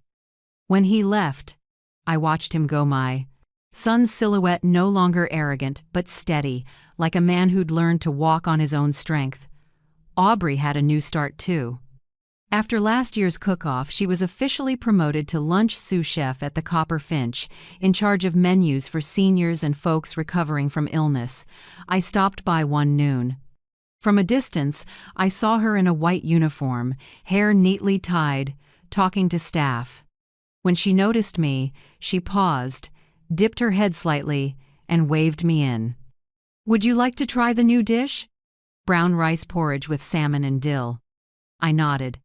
It was simple and thoughtful, not flashy, but every spoonful tasted warm and calm. She said, "I'm not afraid of the kitchen anymore. Every day I walk in here, I feel a little less selfish." I looked at her, my heart settling. No praise needed. I just touched her shoulder and said, "Thank you for staying." And Mason, he kept maintenance, but now as technical supervisor over all our rental housing. This time, he wasn't just fixing pipes or bulbs. He trained younger techs to check electrical systems and keep proper logs. One November afternoon, Mason came by with a small box. Inside was a card in his familiar handwriting. "Mom, Tessa and I are engaged. We want a small ceremony, no backdrop, no name placards. Just family." I set the card down, feeling like an old wound had finally healed. "All right," I said. "This time I'll just be a guest." The wedding was in early December, in the small garden behind Silver Pine's home. It was cold, but the sun was soft and warm. No extravagant flowers, no noise, just people who truly wanted to witness. I invited the director of Silver Pines and a few residents who knew Mason and Tessa. They sat in the front row beside a row of empty chairs where I placed a small sign, "For those who are gone, but never absent." Those seats were for Miss Renee, for Mr. Hector, and for my own mother, who taught me there's no debt larger than a moral one. The ceremony was simple, but beautiful. Grant and Aubrey stood at their sides, best man and maid of honor. When the music started, I looked at my 3 children and saw faces once cold, now warm, hands that once pushed me away, now holding tight to one another. When Mason slipped the ring on Tessa's finger, he said, "We won't promise never to be wrong, just not to stay silent when we are." Hearing that, my eyes stung because it sounded like a late answer to all the years silence had hurt me. After the ceremony, I invited everyone back to my place. On the old wooden table, I laid out 3 envelopes. "Before we celebrate, I want to share something," I said. Inside was a codicil, an updated add-on to my will. I made it clear, the bulk of my estate still goes to Second Sunrise, but each of you will receive an opportunity, not cash. Grant would get to run one of the 2 hotels in recovery. Aubrey would own 10% of the Copperfinch not as a gift, but as a reward for real work. And Mason, I turned over to him the project to redesign worker housing into a community complex, a project named Hector's Light, in memory of the gentleman who taught Grant chess and our family patience. No one argued. No one asked for more. They each signed, hands shaky but firm. Grant said, "We understand now. Money can buy comfort, but only opportunity builds trust." I nodded, unable to hide a smile. That night, after everyone left, I tidied my old kitchen. The white walls were a bit stained, but the light was as warm as the first day I walked in. I opened the wooden cabinet where I'd kept the only thing I never threw away, a rag. It was worn thin, stitched over and over. Every stitch was a piece of my life. Years of housekeeping, nights scrubbing floors, quiet mornings at the sink to feed my kids. I set it on the table and ran a hand over it. Not to cling to hardship, but to thank the days that made me strong enough to stand. I looked out the window. City lights shimmered like 1,000 stars. I whispered, my voice lost in the wind, "Mom, I did it." Outside, the cold wind kept blowing. But in my small kitchen, everything was warm, warm like our first family meal, like working hands, and like honor repaid with sweat, not tears. 5 years after that night at the Copperfinch, my life felt like a new chapter, quieter, warmer, full of things I once thought lived only in books. Everything had changed, but none of us forgot that night when a fancy dinner table became the place we upended the order of kinship. Now, the Copperfinch carries a name I adore, Second Chance Kitchen. It isn't a marketing flourish, but a tribute to people pushed to the margins, fired, hurt, written off as useless. The restaurant prioritizes hiring them, training them, and giving them a restart. Inside, on the red brick wall, hangs a small bronze plaque. I wrote, "Dignity is the house special here." I see it every time I stop by, and I always smile. Grant now runs 2 mid-range Caldwell Holdings hotels with a steady hand. Not a luxury chain, no stars on some list, but guests keep coming back, staff stay longer, and folks call him something simple, Mr. Caldwell, the boss who knows how to mop floors. He's not embarrassed by it. In fact, he tells the staff he started with a broom, and the broom taught him respect. Once he called me, voice rough with emotion, "I think I finally understand leadership, Mom. It's being the one who clears the path, not the one who stands in front." I said, "Good. Keep that and you won't lose your way again."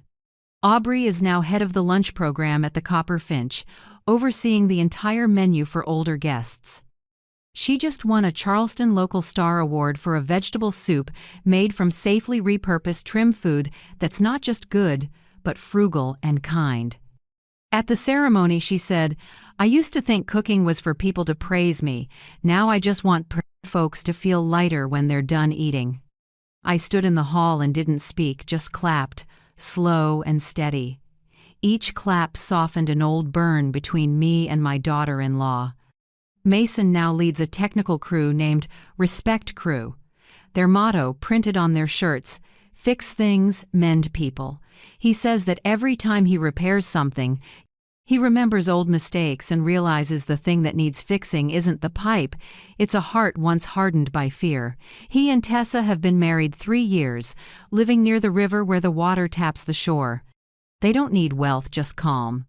On weekends, they go to Silver Pines to teach seniors how to use smartphones, so no one has to wait forever for a call that never comes. As for me, I started writing my first book, titled Mopping Hours Pay Dividends.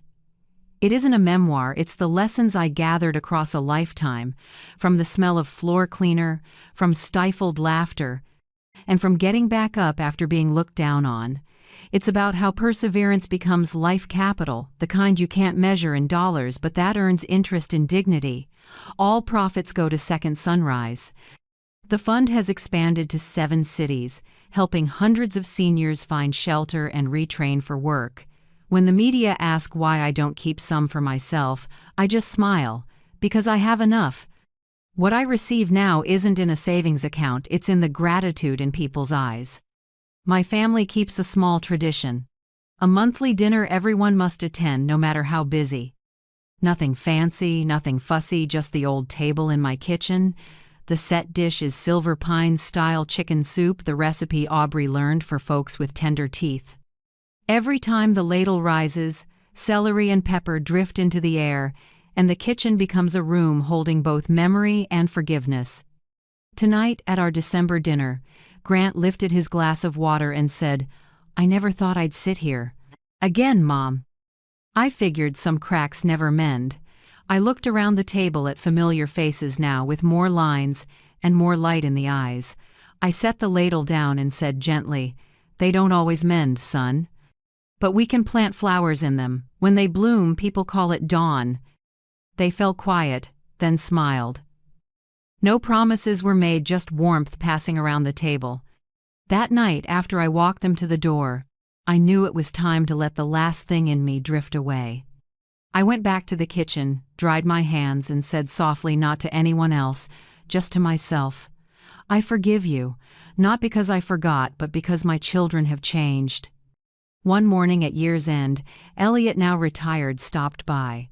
He stepped in with his usual gentle smile, carrying a small object wrapped in cloth. "Do you remember this?" he asked, unwrapping it. In his hand was the old key to the first Caldwell Holdings office, the key I used every day back when I hid behind the scenes, the cleaning lady in plain sight. The key was rusty, the head nicked, yet under the sunlight it shone a soft silver. "I think it belongs to you," Elliot said. "This key opened more than one door." I took it and held on tight. "Thank you," I said, "but really, you're the one who kept it from rusting." He smiled and left me with the artifact of an entire journey. I stared at it for a long time, then hung it on the wall of my new office, right under the old bronze plaque. "Dignity is the house special here." Now, as I write this, the sky is getting light. The first birds of morning are calling outside. My life, once late afternoon, seems to have another dawn, not dazzling, but warm and true. If this story touched you, I genuinely want to know who I'm speaking to. Tell me where you're watching from. Every line you share, every comment, is a heartbeat linking people who've walked through the dark. Who knows, your words might reach someone who needs a second sunrise in their life. And if you feel this journey is worth it, leave a small sign, a like, a subscribe, or simply a hello. They're all ways to let me know stories about grit, forgiveness, and new beginnings are still being heard. Thank you for staying to the very last lines. Your presence, quiet and warm, is the greatest gift to a storyteller like me. I stand up and turn off the kitchen lights. I leave only the oven light on, a soft glow like a breath, a reminder that it's never too late to begin again. Dawn once more. Steam was still rising from the bowl of soup when my son threw it straight into my face. The scalding liquid ran down my neck, shards of porcelain cut my lip, and he roared, "Useless! If you weren't my mother, you'd be thrown out of this house already." I stood still, wiped the blood at the corner of my mouth, and heard my daughter-in-law giggle. "You're such a real man, know how to teach the elderly the right way." For 3 years, I swallowed my tears, every insult, every slap, every dollar of my pension managed for me because I believed a mother's love could pull a son back from the edge. But that faith shattered when someone from his company called, asking about unusual transfers under my name. Right after, Andrew said coldly, "Tomorrow you'll sign everything. If not, you'll be the money launderer." That night, I dried the blood, opened the drawer, and picked up my phone. Every statement, every audio clip I'd quietly gathered for months would no longer be evidence I was afraid to hide, but the indictment I intended for the son who used to be my only pride. If you're still listening, tell me where you're watching from. Every comment you leave is another mark in this journey. And if this story has touched you, don't forget to hit like so it can reach even further. I am Margaret Hill, 68, widowed for nearly 10 years. I used to be an executive secretary at Benton and Avery LLP, where I spent over 40 years keeping every contract and every meeting on the dot. My life was tied to numbers, punctuation marks, and the belief that if I worked hard enough, life would be fair. This house, a small 2-story place in the western suburbs of Chicago, is the only reward I kept after a lifetime of work.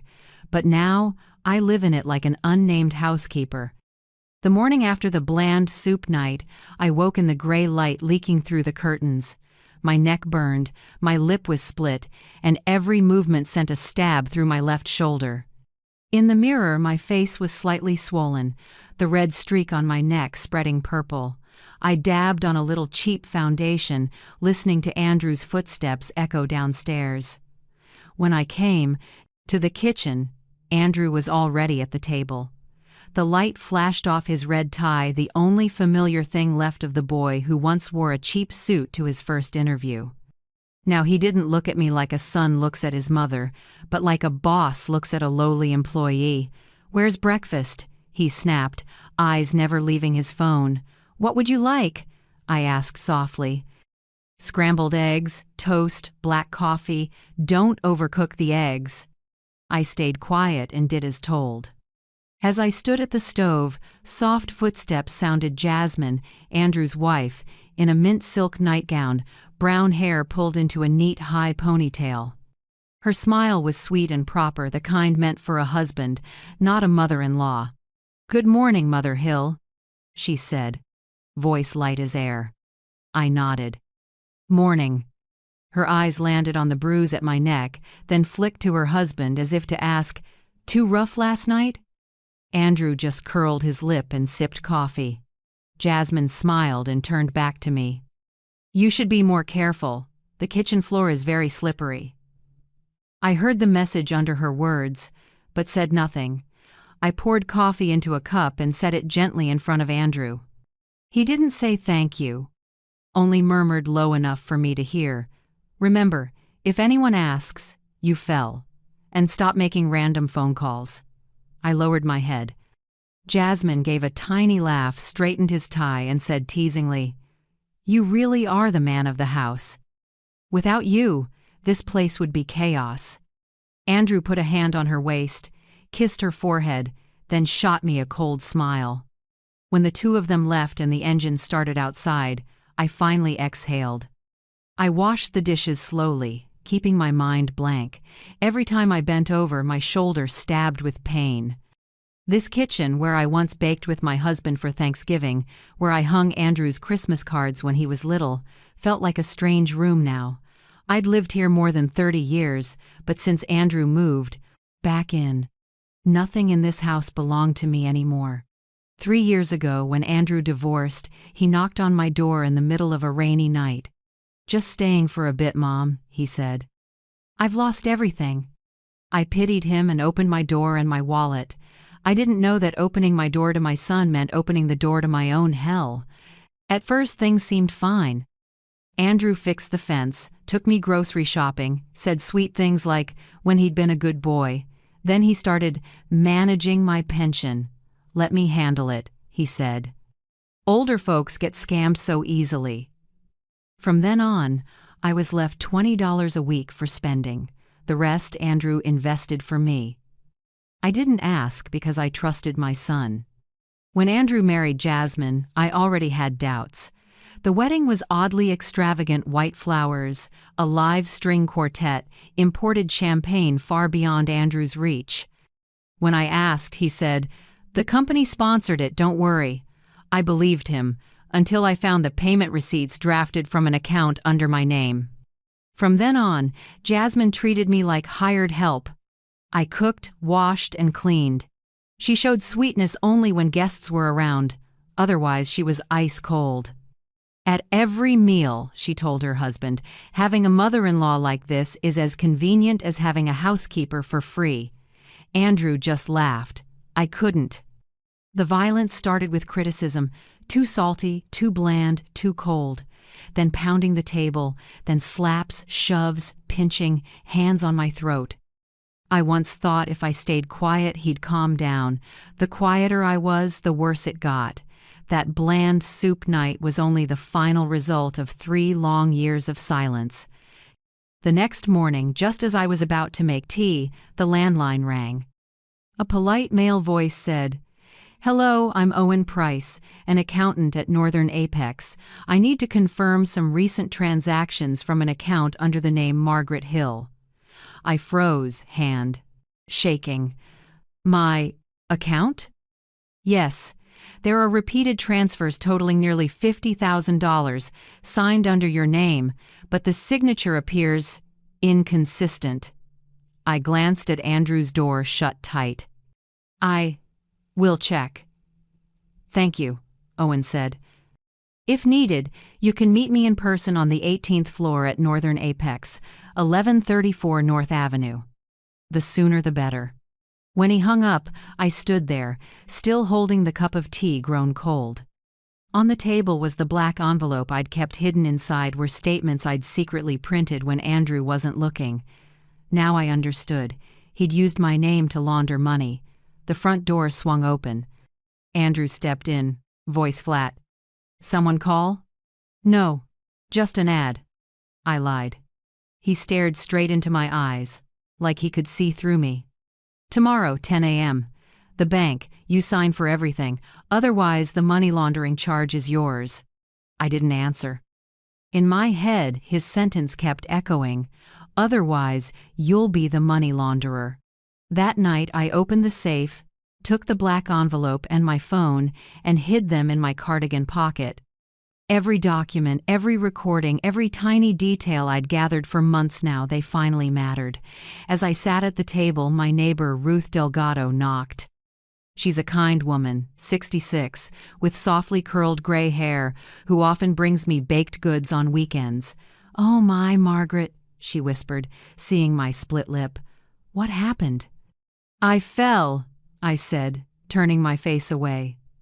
Ruth placed a hand on my shoulder and murmured, "If you need me, knock 3 times on the back door. I'll be there."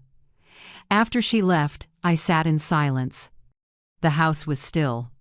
Only the ticking clock and a draft slipping through the door crack. I wrote a few small lines on a piece of paper. "I'll cook tomorrow's lunch, but the bank, I'll talk to your accountant." I set the note on the table beside 6 crumpled $10 bills. Andrew, I had tossed down. Then I walked through the living room and looked at an old photo, Andrew at 8, grinning on the lawn. I touched the frame, my voice trembling. "You were once my pride, but tomorrow I won't let you destroy me any further." Outside, the night wind hissed through the dried rose canes under the eaves. I drew the curtains, turned off the light, and sat in the dark. No more fear, only one thought. Tomorrow I will push back. 3 years ago, on a cold, rainy night, a knock came while I was making tea. When I opened the door, Andrew stood there soaked, stubbled, pulling a gray suitcase. The porch light cast his face in yellow. Tired, bitter, a little pitiful, like when he was small. "I lost everything, Mom," he said hoarsely. "Divorce, debt. The bank took the house. Can I stay for a while?" I didn't think twice. I opened the door, pulled the suitcase in, and opened my heart too. "This is always your home," I said. The words came as naturally as breathing because no matter her age, a mother only knows how to open her arms when her child falls. The first weeks were peaceful. Andrew slept in his old room upstairs, still calling me Mom, in a gentle tone. I got up early to brew coffee and toast bread. He fixed the pipes and painted the fence. In the evenings we watched the news. I listened to him talk about work and stress. He said he would start over. I believed every word. Then, one morning, while I was slicing apples, he looked around the table and said casually, "Mom, the house is kind of messy. After years alone, I guess you got used to clutter?" I forced a smile. "I keep things tidy." Andrew shrugged. Sure, you're kind of tidy. Men like a different kind of clean. I went quiet. It was the first hint of criticism in his voice. Just a hairline crack, but I didn't know it would spread like rot under the floor. A few weeks later, Andrew suggested, "Let me help manage your finances. You still get about $1,300 a month in pension, right?" I hesitated. "That's my daily living money." "Don't worry. I'll give you spending cash about $20 a week. Enough. I just want to be sure no one takes advantage of you." Hearing "take advantage" made my throat tighten. Ironically, I was letting myself be taken advantage of and didn't know it. I agreed. The next day, Andrew brought home a new account form and told me to sign. "Sign here. Your old signature is too easy to fake. I'll register a new signature for security." I signed. One shaky stroke, and with it, I signed away my freedom. In the months after, Andrew changed. He spoke less, snapped more, and often said, "You don't understand the world now." I had to cook his favorites at exact times, exact flavors. If it was too salty, he put his chopsticks down and left the table. I ate the rest in silence. Then Jasmine appeared, a long-haired brunette with red lips and a confident gaze. Andrew introduced her on a Saturday afternoon while I was watering plants. "Mom, this is Jasmine." "The best woman I've ever met." I shook her hand, felt her dark red nails, cold as ice. She smiled. "I hear you're very organized. I like women like that." Neat and orderly. Polite words, but it felt like she was inspecting a valuable antique. Their wedding came just 2 months later, at a lavish country club. Everything was so extravagant it stunned me. Live music, French wine, a jeweled silk gown, a buffet so grand I felt out of place. I whispered to Andrew, "Where did you get the money for all this?" He put a hand on my shoulder and smiled. "Don't worry, someone sponsored it." But when I got home and checked the account, the balance was cut in half. The numbers vanished coldly, without explanation. I knew but didn't dare speak. Once he had Jasmine, my questions were cut off by a stare sharp as steel. After the wedding, Jasmine moved in. I thought, another woman in the house might calm Andrew down. I was wrong. From day one, she circled the rooms, issuing orders. The living room's a bit dark. "Mother Hill, mind if I change the curtains?" "And the old sofa has to go. I'll get a modern one." Softly, I said, "Your father-in-law and I picked that set when we married. It's still good." She smiled. "I understand, but every generation has different taste. I'll handle it." Within 2 weeks, the home I loved became somewhere else. Cold white curtains, gray walls, an oversized dining table. Their wedding photos went up, ours disappeared. In one morning of clearing out old things, Jasmine erased 40 years of my memories. She called me Mom when guests were around. When it was just us, she switched to you in a clipped, dismissive way. "Did you mop yet?" "Change the guest room sheets, my friends are coming tomorrow. Stick to light chores, you're old." "Oh, and don't forget the trash before I'm back." I listened, obeyed, and slowly forgot what it felt like to be called Margaret. Andrew was no longer the son I knew. Always in a suit, home late, talking to me only when something needed handling. One evening he handed me an envelope. "Sign here, new bank card. The old one has issues." I skimmed it, saw faint words. "Full authorization. You need that much control? Don't make this hard. I'm trying to help." His voice was calm. His eyes were a warning. I signed. From then on, I didn't know how much money I had. All bank mail went to Andrew's email. If I asked, he said, "Everything's fine. Just cook and rest." When I salted a stew a little too much, Andrew slammed the table. "Do you know how to do anything right?" Jasmine giggled, leaning on his shoulder. "Don't be mad. She's just cooking by habit." That was the first time Andrew slapped me. Quick, clean, like a reflex. I stood frozen, ladle in hand. My cheek burned, but what hurt most was that no one thought it was unusual. Jasmine just murmured, "Stop, don't leave a mark on her hand." After that, each week brought a new excuse: cold rice, dirty bowls, a damp dishcloth. Andrew started shoving me when he was angry, squeezing my shoulders, pinching my arms, slapping me if I dropped a glass. I learned to move quietly, step softly, speak less. I didn't dare meet my son's eyes.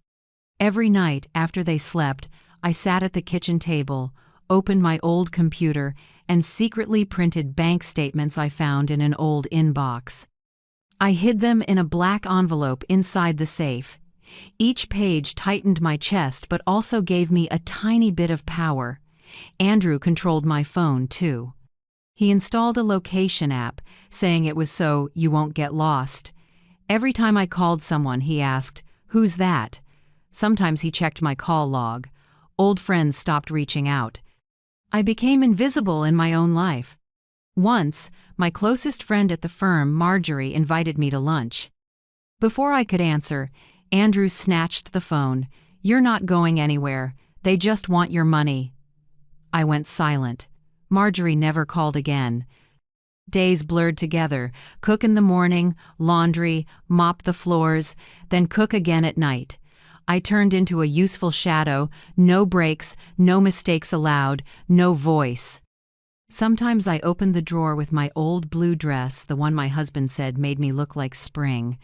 I touched it and remembered when Andrew was a boy running through the yard shouting, "Mom, look at me."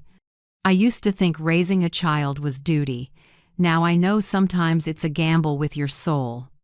One night, I sat on the porch, looking at the light in my neighbor Ruth Delgado's window. She keeps a lamp on late, reading by the glass. I wondered if she'd hear me if I knocked. I didn't dare. Not yet. I was still too weak. Even so, a small thought formed inside me, frail but determined, like a seed pushing through dry soil. One day, I will get out. And on the bland soup night, when the hot steam ran down my neck, I knew that day had come. The next morning, I stood in the small kitchen staring at 6 crumpled $10 bills. $60, the money Andrew tossed down like charity, was my entire budget to make a perfect lunch for Jasmine's friends. I opened the fridge: half a stick of butter, 3 eggs, wilted greens, a third of a bottle of white wine. I took a breath and pushed the humiliation aside.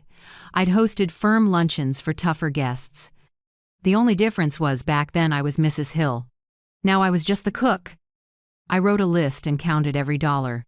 Frozen salmon, romaine, pasta, lemons, a few slices of baguette, and a bit of cream for dessert. Total, $57. $3 left, just enough for a small bouquet to keep the table from looking bare. While I folded the last bill carefully, Andrew came in white shirt, silver gray tie, coffee in hand. He glanced over the ingredients and snorted. "Don't embarrass me. Jasmine's friends all have husbands in big positions. Make sure it suits their taste and don't talk too much." I nodded in silence. "Oh," he added, "and don't let anyone ask about that bruise. If they do, say you slipped carrying the soup." Jasmine swept in white dress, hair neatly coiled. She smiled like candy. "Mother Hill, I want everything to be truly refined. I planned this to make an impression. Andrew says you cook wonderfully. I'm sure you do. I'm sure you do" sounded like a dare. I cooked all morning. Steam fogged the glass.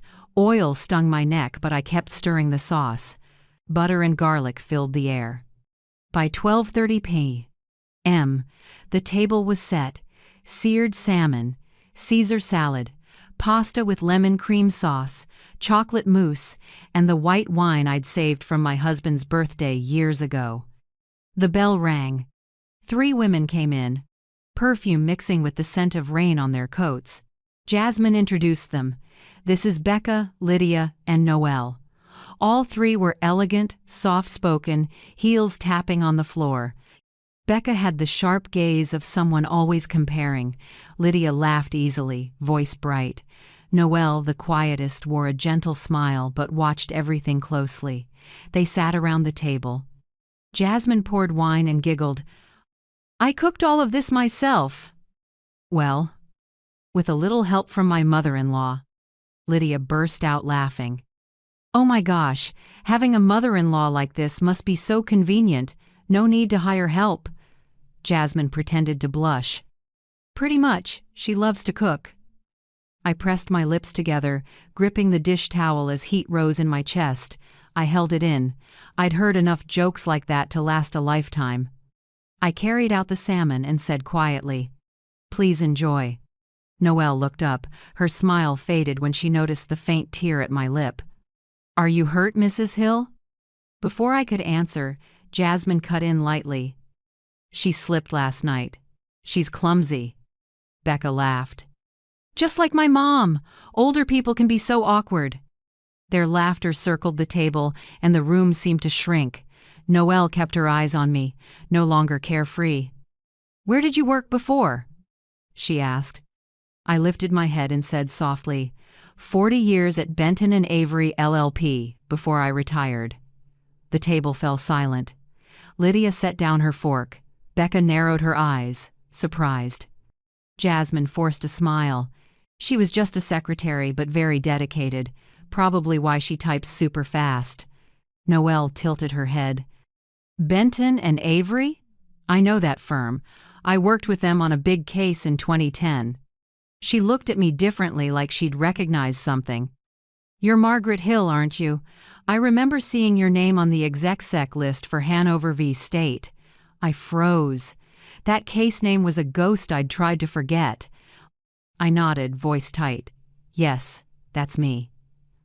Noelle gave a small smile, not pity, but a quiet respect I hadn't seen in anyone's eyes for 3 years. The mood changed. Lydia switched topics, Becca sipped wine, and Jasmine kept a stiff smile, flicking anxious glances at me as if afraid I'd say more. I just cleared plates and listened to the silver on china clink, each sound slicing at my chest. Around 2 p.m., Andrew came home. The door opened and leather shoes hit the floor. "Babe," Jasmine squealed, running to him, arms around his neck like a war reunion. Andrew smiled and came to the table. Seeing me at the sink, he set a hand on my shoulder, light, but enough to freeze me. "See, ladies?" he joked.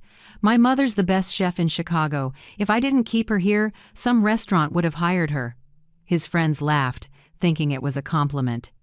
Only I knew that squeeze wasn't affection. It was a warning. Lunch ended in polite pretense. When the guests left, Noelle lingered and said softly, "Nice to meet you, Mrs. Hill. If there's a chance, I'd love to hear more about your time at Benton and Avery." I kept my voice steady. "I'd like that." Her look told me something without words, a quiet solidarity. The door closed. The house went still. Jasmine turned to Andrew, voice sharp. "See, your mother was bragging about the past again." I told her to keep quiet. Andrew looked at me, half smiling, half annoyed. "Mom, don't bring up old stories next time. No one wants to hear them." I nodded. "I understand." Jasmine grabbed her bag and pecked his cheek. "I'm off to the salon. Make sure the dishes are done, Mother Hill." She said it on her way out, light as a breeze, but I got the message. I cleared the table. One plate was broken. I picked up each shard. Steam from the sink burned my eyes. In my head, Noelle's words kept echoing. "I remember seeing your name." A small touch that brought a weak heartbeat back to life. Someone still remembered who I had been. In the afternoon, I descant of that, brought leftovers to Ruth Delgado. As the door opened, she looked at me, worried. "Oh, Margaret, your lip hasn't healed yet?" "I'm fine," I said softly. "Their lunch is done." She shook her head, took the container, then, pretending to speak loudly, "Thank you. I'll wash the container and bring it back." Her voice was louder than usual, enough that if Andrew was home, he'd hear it clearly. That evening, just as I sat down on the sofa, there was a knock at the door. It was Ruth, standing there with the food container scrubbed spotless. "Thank you," I said, about to close the door. Ruth leaned in slightly, lowered her voice. "Are you okay?" The question was light as a breeze, but my heart clenched. I wanted to nod, to say I'm okay, but my throat tightened. "I'm okay," I whispered, and my eyes began to blur. Ruth looked deep into my eyes and didn't say anything else. She gently placed the container in my hands along with a small quarter-folded note. "Keep this," she said. "If you need me, knock 3 times on the back door at 7 o'clock. I held the note, feeling the warmth of her hand still lingering. After Ruth left, I opened it. The rounded, firm handwriting read, "I believe you, and I have ears to listen." I sat quietly for a long time. Outside on the porch, the evening wind carried the damp smell of soil and roses. Inside, the house was as still as always, but somewhere in that silence I heard a familiar beat my own, a beat no longer afraid, starting to wake up. I got up at 5 a.m. Pale dawn slid through the curtains and across the wooden floor where I'd been writing all night. Next to a cold cup of tea was a thick black envelope, the thing I'd been carrying like a lucky charm. I put on my old wool coat, slipped into my worn flats, grabbed my purse, and opened the door softly as if I might wake the past. Andrew was still asleep. I heard a light snore upstairs, and Jasmine had left early to go to yoga. This was my only chance. I hurried across the yard. The morning chill pricked my skin like needles. I caught the number 24 bus toward downtown and took a window seat. The city was still misty, gray buildings sliding by, and my heart felt as heavy as if I were carrying my whole life in my coat pocket. The trip was longer than I expected. I hadn't been back to the business district where I used to work in 7 years. When the bus stopped near the Northern Apex building, I looked up at the huge glass wall reflecting the first light of day, a new headquarters, 18 floors, gleaming as if it had never held anything dirty. I took a deep breath and stepped through the revolving door. The receptionist looked at me with polite, assessing eyes. "Good morning. How can I help you?" "I have an appointment with Mr. Owen Price." "Your name, please?" "Margaret Hill." She tapped a few keys and nodded. "Yes, Mr. Price is waiting on the 18th floor. Elevators to your right." In the elevator, I watched the numbers climb. From 1 to 18 steps between a mother and the truth I was about to face. When the doors opened, a salt and pepper-haired man approached. He was in his early 50s, trim, gray suit, thin glasses. "Mrs. Hill? I'm Owen Price. Thank you for coming." His voice was low, warm, and without judgment. We walked into a small conference room with glass walls. He set a thick folder in front of me. "I'll be direct," he began. "We found a pattern of suspicious transactions tied to an account in your name more than $50,000 over the past 6 months. The funds were moved out immediately after they came in, mostly to accounts in Miami and Denver. All of them bear your signature, but the handwriting doesn't match." It felt like the floor dropped out beneath me. "What are you saying?" Owen slid the papers toward me. "These are copies. As you can see, there are clear inconsistencies in the signature. The person doing this is your son, Andrew Hill." I stared at the page. Every number, every comma cut like a knife. My name, Margaret Hill, repeated again and again, a name I once felt proud of, now a tool in a scam. "You're saying my son used my account to launder money?" Owen nodded slowly. "More precisely, he used your identity to legitimize embezzled funds from the company. We've collected sufficient financial evidence. Management wants to handle it internally for now, but you need to know so you can protect yourself. If law enforcement gets involved, you'll be the first one named." I dropped the pen, my hands shaking. "I don't know anything. I didn't sign, I didn't transfer. I just live in my house." "I believe you," Owen said, eyes sincere. "But the law won't accept words alone. I advise you to file a report immediately. That will protect you as someone exploited, not an accomplice." I sat in silence. In my head echoed my late husband's voice from long ago. Margaret, when everyone turns away, the truth is the only thing that stands with you. I swallowed and asked softly, if I sign, what happens to Andrew? He'll be formally investigated, but you can't save him by staying silent. Silence is admitting guilt in your place. I looked at him, sunlight from the glass wall reflecting in my eyes. Give me the form. Owen took out another packet and set a pen down. My hand shook, but the letters were clear. Margaret L. Hill. When I finished, I took a deep breath.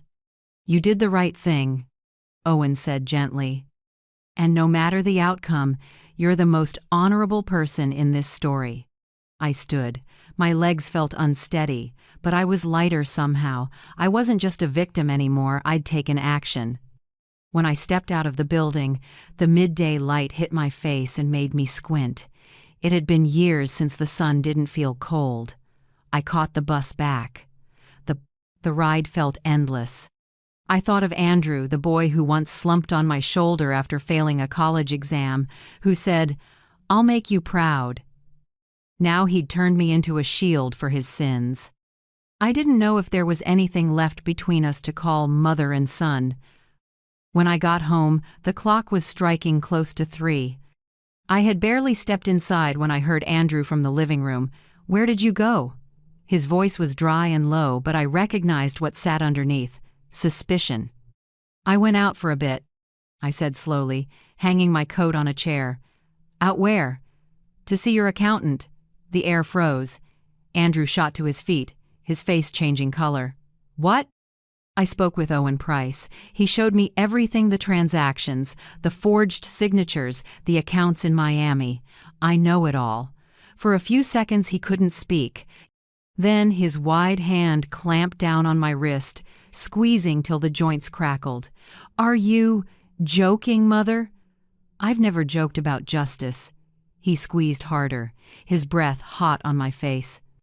"Shut up, you senile old woman. You have no idea what you're destroying." Pain shot through my arm. "Andrew, let go." He gritted his teeth, voice dropping. "Tomorrow, 10 a.m. You're going to the bank to sign everything away, understood?" I looked him straight in the eye, no fear left. "No." He shoved me. I stumbled into the table, pain shooting up my arm. "No? You think you can go against me?" "Not against you, Andrew. Against the law," I screamed. The sound burst out louder than I expected. Which detail outraged you most? The bruising wrist grab or the senile old woman accusation? You can share it quickly in the comments. I'll read every note because your words might be the lifeline for someone scared and hiding somewhere out there. Outside, I saw a figure by the fence, Ruth Delgado. She stopped, eyes wide. He let go of me and glanced toward the window. My eyes met. Ruth's for an instant, and I knew she had heard. Andrew stepped back, his face tight. He inhaled, then gave a thin smile, the kind that chilled me. "Tomorrow, 10 a.m., the bank. You will sign. If not, don't blame me." He turned and went upstairs. I dropped into a chair, hands still shaking. Purple fingerprints were already forming on my wrist. A coffee mug lay shattered on the table, liquid spreading across the floor. I saw my reflection in it, a gray-haired woman with tired eyes, but no longer weak. I heard Ruth's window slide open. A breeze drifted in, carrying a hint of cinnamon from her baking. Then a small tapping, 3 knocks, slow and sure. I lifted my head and gave a slight nod. That night, I sat by the window in the dark. Moonlight fell on the black envelope, lighting up the cold words like fate's proof. I knew the real fight would start tomorrow, but I also knew something else. This time, I wouldn't be alone. I couldn't sleep that night. The clock ticked in the dark house like the heartbeat of someone counting down to something inevitable. On the table, the black envelope lay thick and silent, but alive like a second heart in my chest. Close to midnight, a faint light flickered in the backyard and startled me. I lifted the curtain. Ruth Delgado was crouched by the rose bed. Moonlight lay across her shoulders like mist. She set something down and covered it with dry leaves. When the flashlight clicked off, I realized it was a mini camera. I cracked the door and whispered, "Ruth?" She raised a hand for silence, then murmured, "He'll blow up again, Margaret. You need proof. Don't be afraid." I nodded, heart pounding.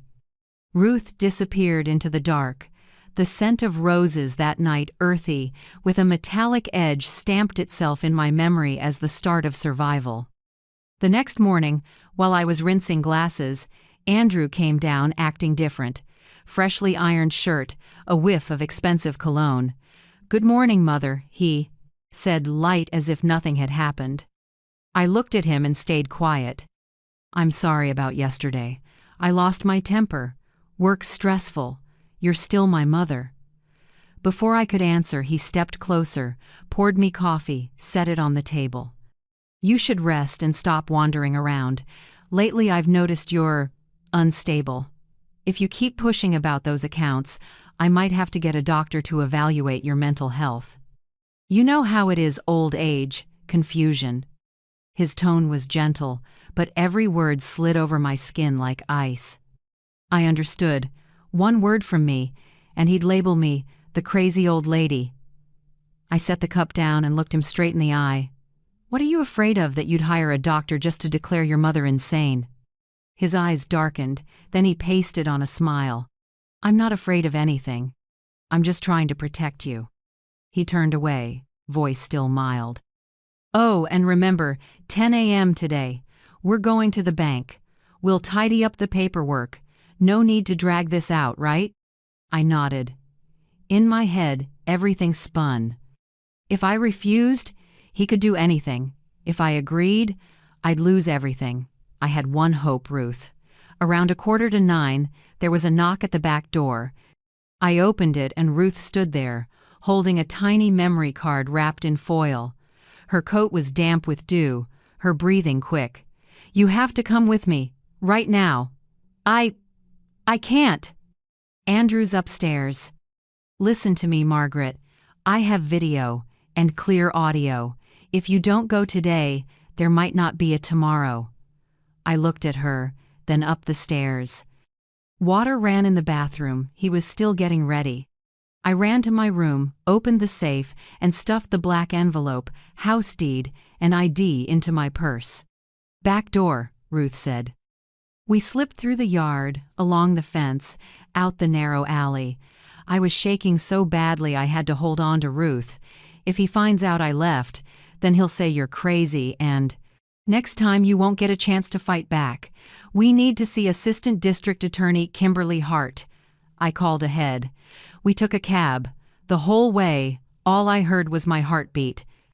The sky was gray, misty rain tapping the glass, buildings sliding behind us like silent witnesses. Kimberly Hart's office was in a red brick building downtown.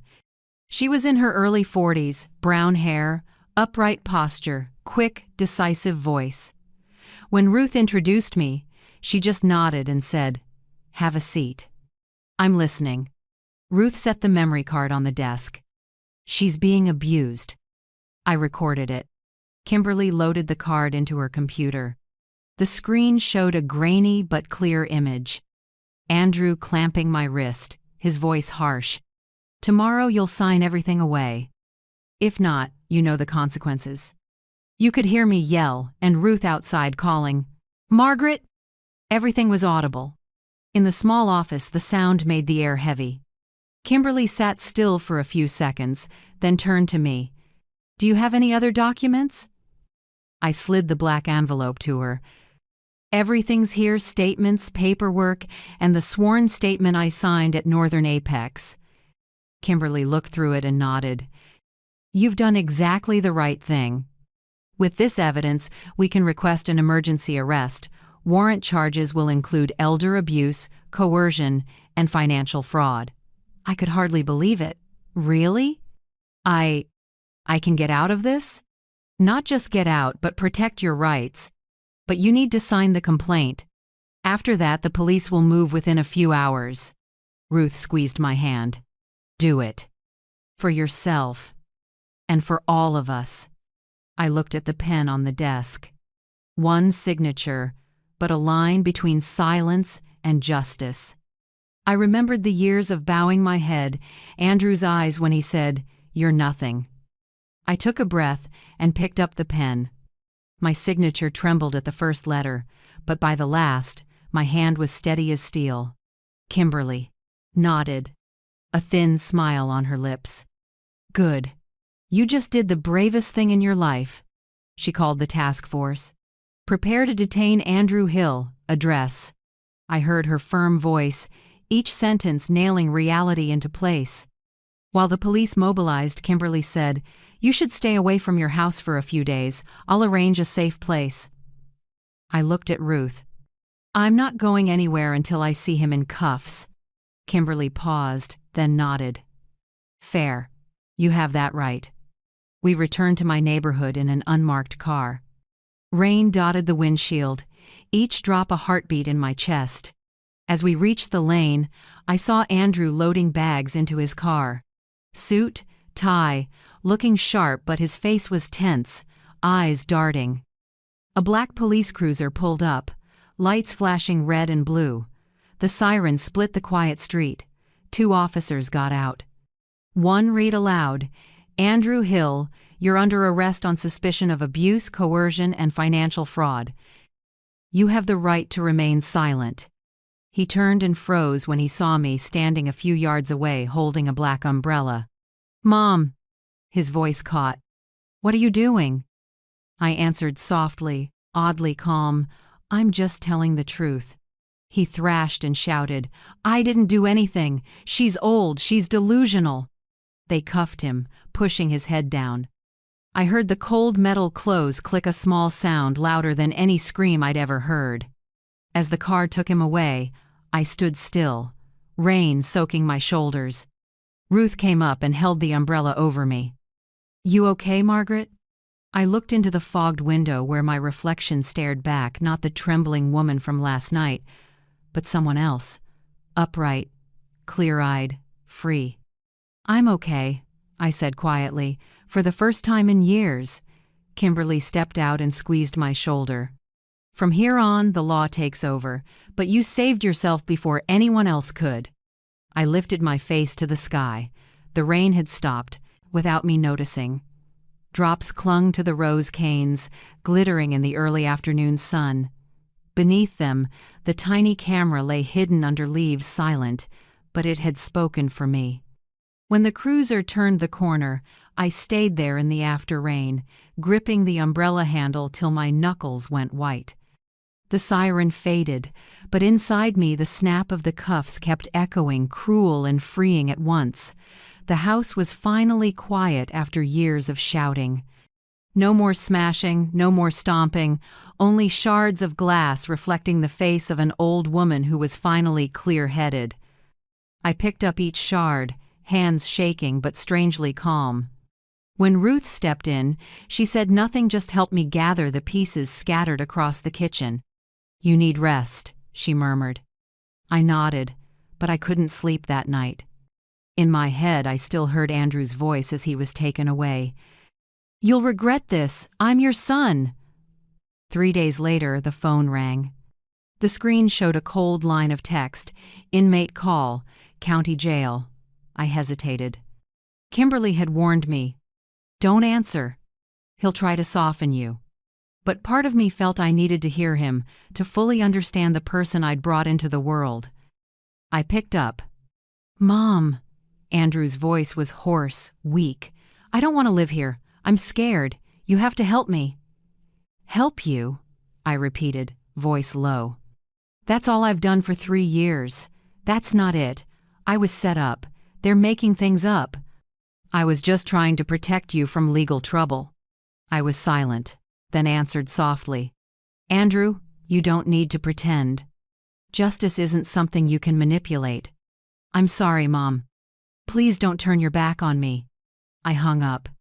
His voice echoed in my head, but it no longer had the power to soften my heart. A week later, Kimberly called. "The preliminary hearing is set for Thursday morning. Are you ready?" I nodded, though she couldn't see. Inside me was a small storm, fear and anticipation. The courtroom wasn't big, but it was packed. Andrew was led in wearing an orange jumpsuit, hair matted, eyes sunken. When he saw me, his lips trembled into a forced smile. I met him with a steady look. Ruth sat beside me, hand on my shoulder in quiet support. The judge, an older woman with a stern face, spoke. "We're here to consider the bail request for the defendant, Andrew Hill."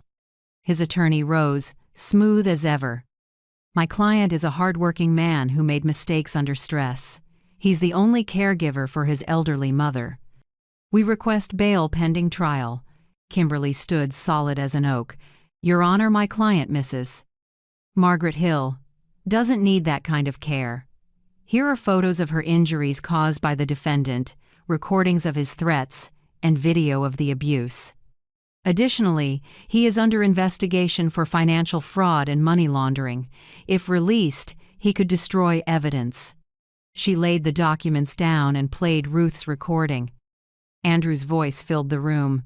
"Tomorrow you'll sign everything away. If not, you know the consequences." No one spoke. Even his lawyer faltered. The judge leaned toward him.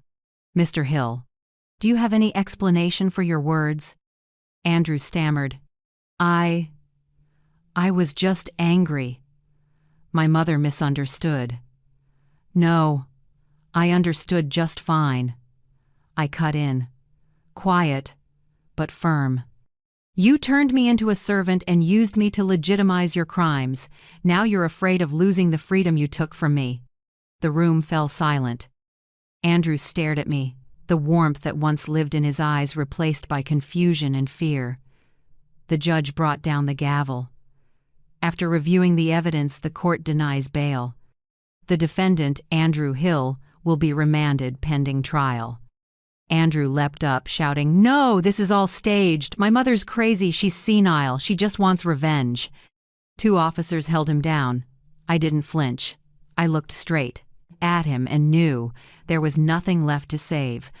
When court adjourned, I sat a moment longer, waiting for the hall to clear. Ruth whispered, "It's done, Margaret. He can't touch you now." I gave a tired smile. "I know, but what he broke lasts longer than bruises trust."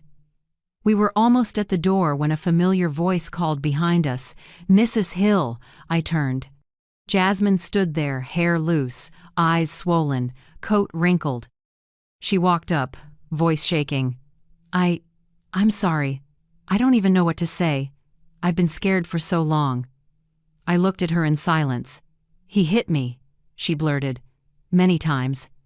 Once, right before you heard that bowl shatter. I didn't dare step in, didn't dare call the police. I thought if I endured it, he'd calm down.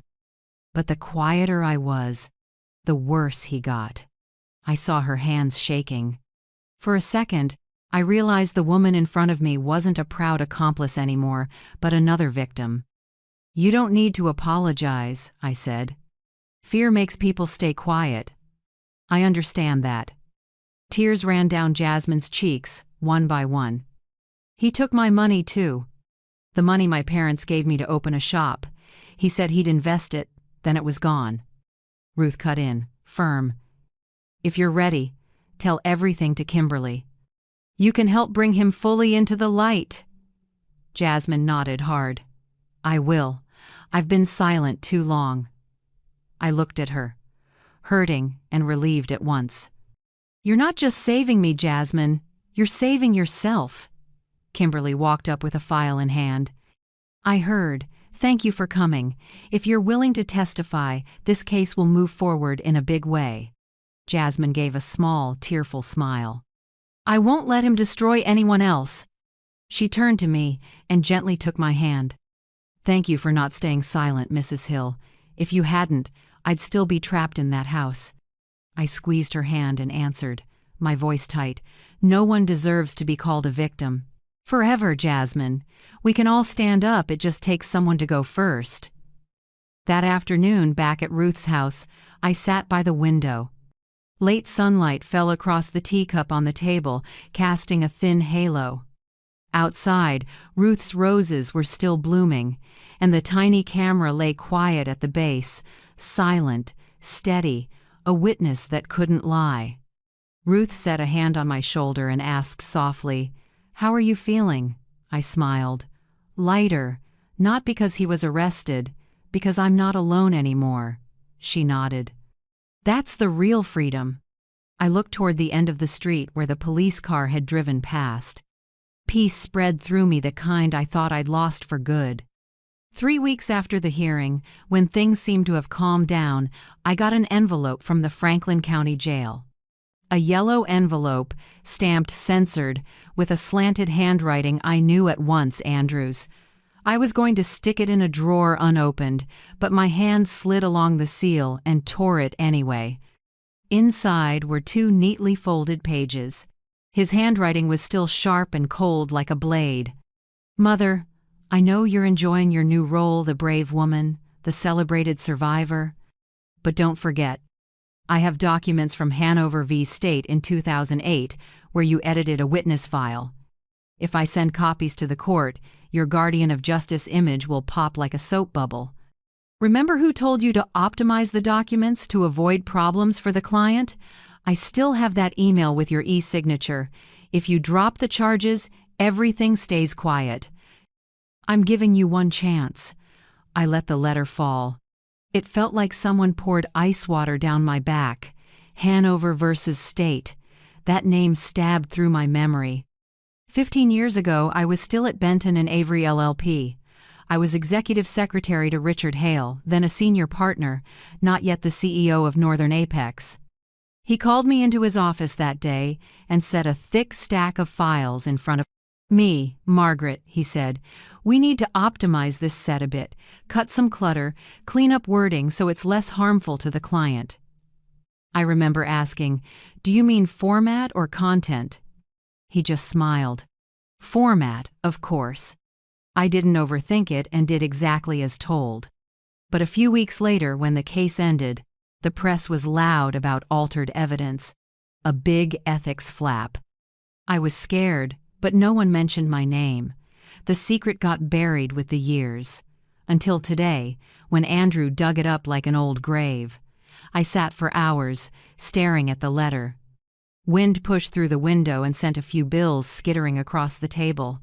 My heart pounded. Suddenly light and sound felt far away. That afternoon, I brought the letter to Kimberly Hart's office. She finished reading, her face set. "He's blackmailing you," she said, each word clear. "I know. What scares me more is, he might be telling the truth." Kimberly took off her glasses and looked closely at me. "Did you actually alter documents in that case?" I cut a few sentences and swapped a few words.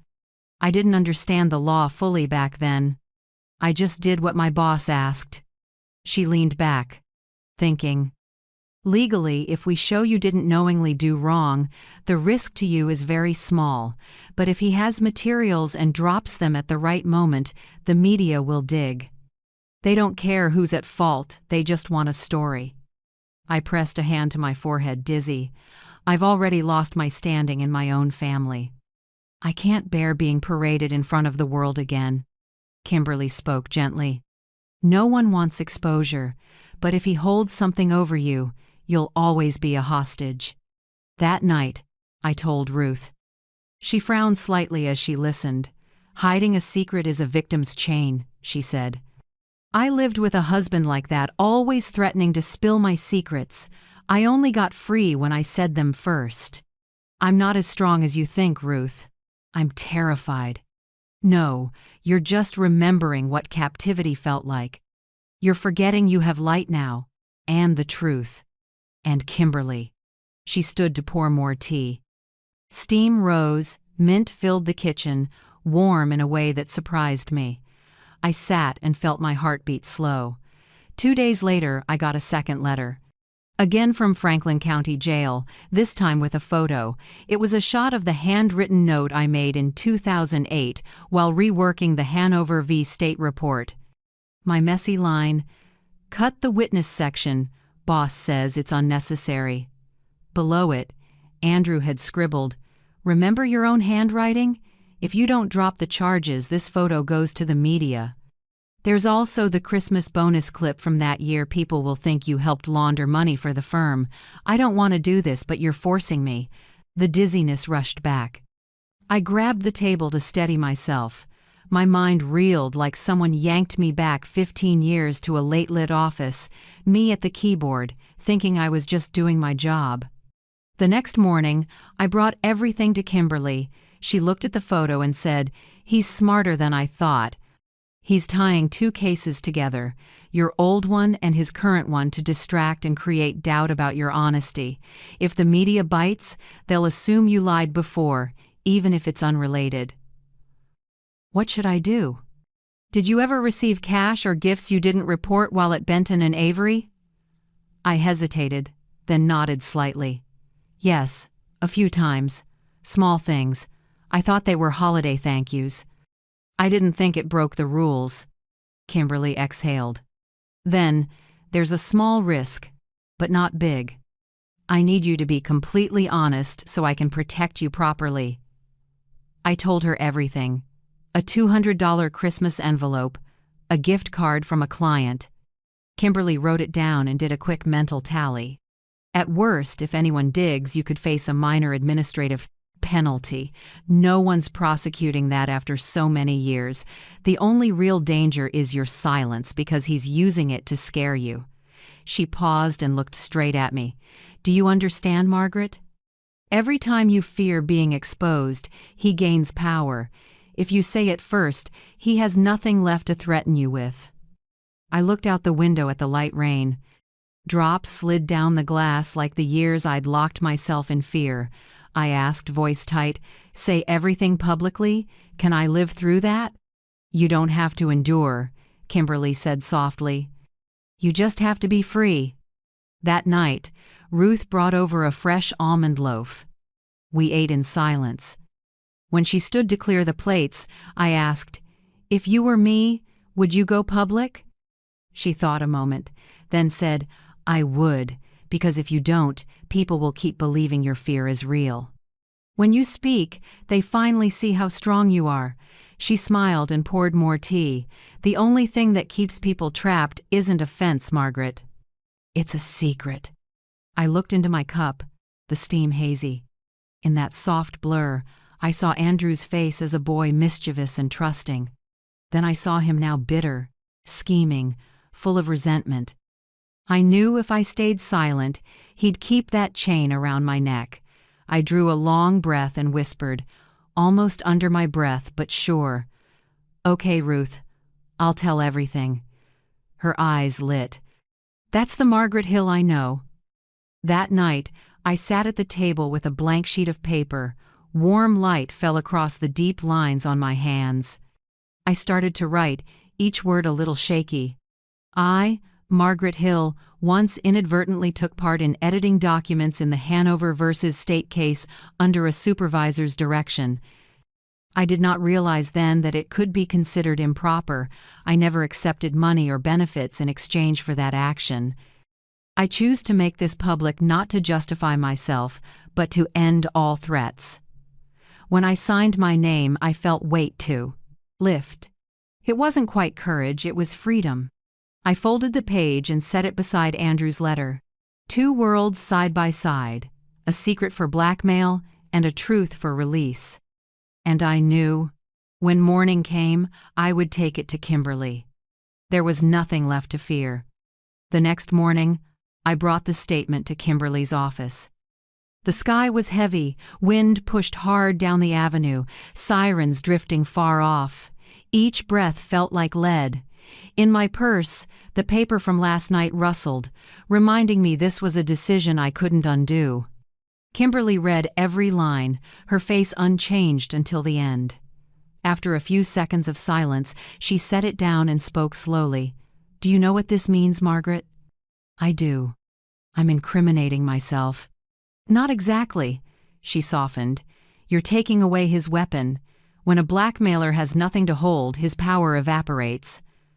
I sat still, fingers laced tight. Kimberly went on. "I have a proposal. We hold a press conference. You disclose this yourself. What happened in the past, that small violation. You tell your story, own it, and end it on your terms. Then Andrew can't control you anymore." Her voice was firm, but my chest clenched. I pictured a wall of lenses, flashing lights, headlines built to sting. Mother accuses son of abuse, once tied to old scandal. "You want me to put it all out there?" Kimberly nodded. "Only light makes darkness vanish. The more you hide, the stronger he gets." I was quiet a long time. In my head, I heard familiar sounds, the shattering soup bowl from that night, Andrew yelling, "If you weren't my mother, you'd be sleeping on the street." Back then, I chose silence. And it almost cost me my life. I looked up, voice shaking but sure. "I'd rather be judged in public than controlled in the dark." Kimberly smiled slightly. "I knew you'd say that." The press conference was set in a small hall at the Franklin County Prosecutor's Office, with local media and a few big outlets. When I walked in, camera lights hit my face so hard I had to squint. Ruth sat in the front row, clutching a handkerchief. Kimberly stood by the podium, calmly introducing, "Mrs. Margaret Hill will share her story, a mother, a survivor of abuse and financial exploitation, and a citizen willing to face her past." She gestured for me to step up. All eyes turned to me. For a moment I wanted to turn back, to hide in my small kitchen again, but I thought, if I retreat now, he wins again. I stepped up, adjusted the mic, and began. "For 3 years I lived in fear. I was afraid of my own son, afraid of the contempt in the house I bought with 40 years of work. I once believed a mother's love could fix everything, but you cannot fix someone who treats love like a tool for control." I drew a breath and looked at the line of cameras. My son, Andrew Hill, abused me physically and emotionally. He controlled my finances, forged my signature, and used my name to launder money. I was so afraid I stopped speaking, to the point I forgot who I was. I'm not telling this for sympathy. I'm telling it because silence never saves anyone. The room was so quiet you could hear pens scratch. I continued, "I also need to admit that 15 years ago, I made a mistake. In a case at my former firm, I edited documents without realizing it was against policy. I didn't do it for money or favors, but because I naively trusted my superior. I'm saying this today so my son can't turn it into a weapon against his mother. I accept responsibility in public, not because anyone forced me, but because I choose to be honest." A reporter stood. "Are you worried about being charged after this admission?" I answered softly, "If I have to pay for an old mistake to be free from fear, I'm willing. Freedom isn't free." Kimberly stepped up and signaled me to pause.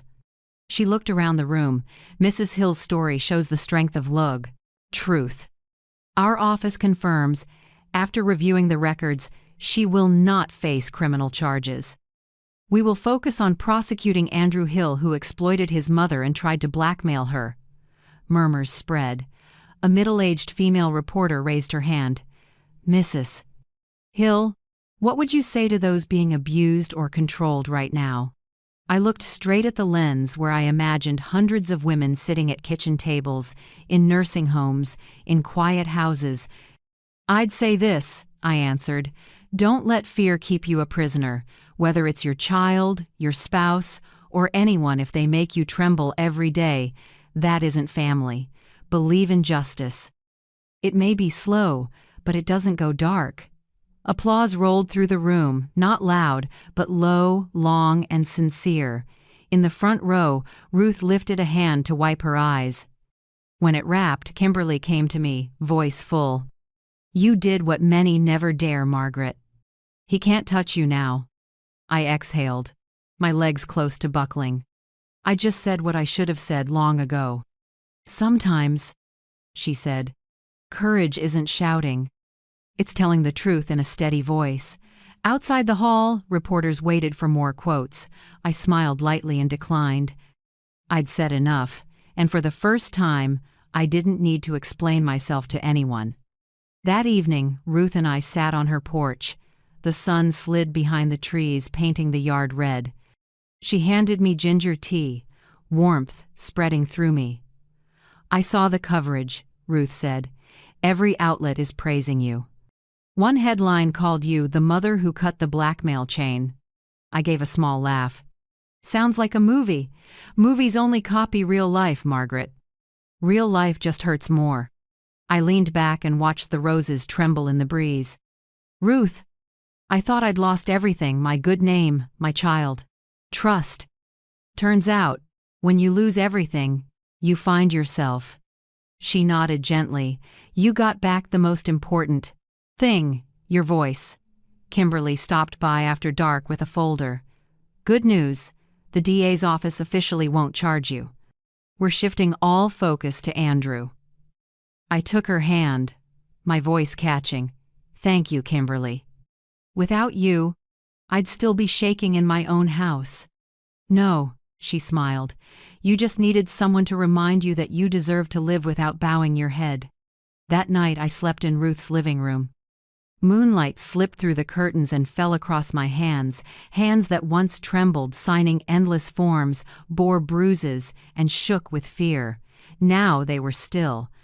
I hugged the pillow, listened to the wind at the window, and felt something strange settle in. Real peace. No more nightmares, no more shouting. Just me, the moon, and the quiet softness of freedom. For the first time in years, I slept well. 3 weeks after the press conference, when the buzz had faded and "The Mother Who Spoke the Truth" headlines had been replaced by newer stories, I got an unexpected call. On the line was Owen Price, calm and courteous as ever. "Mrs. Hill, Mr. Richard Hale, CEO of Northern Apex, would like to meet you. He says this isn't just business." That name made my heart skip. Richard Hale, the boss who once said, "Just tweak a few sections in the Hanover v. State days." The man whose one sentence left me haunted for 15 years. I was quiet for a few seconds, then said, "Okay. Tell him I'll come."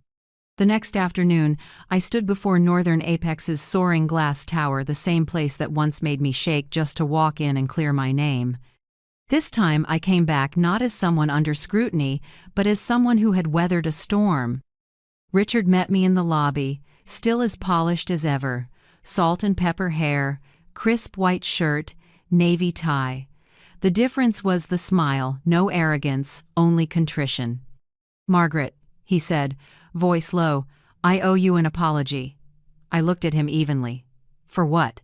"Richard, for telling me to optimize documents 15 years ago, or for not seeing my son committing crimes under your roof?"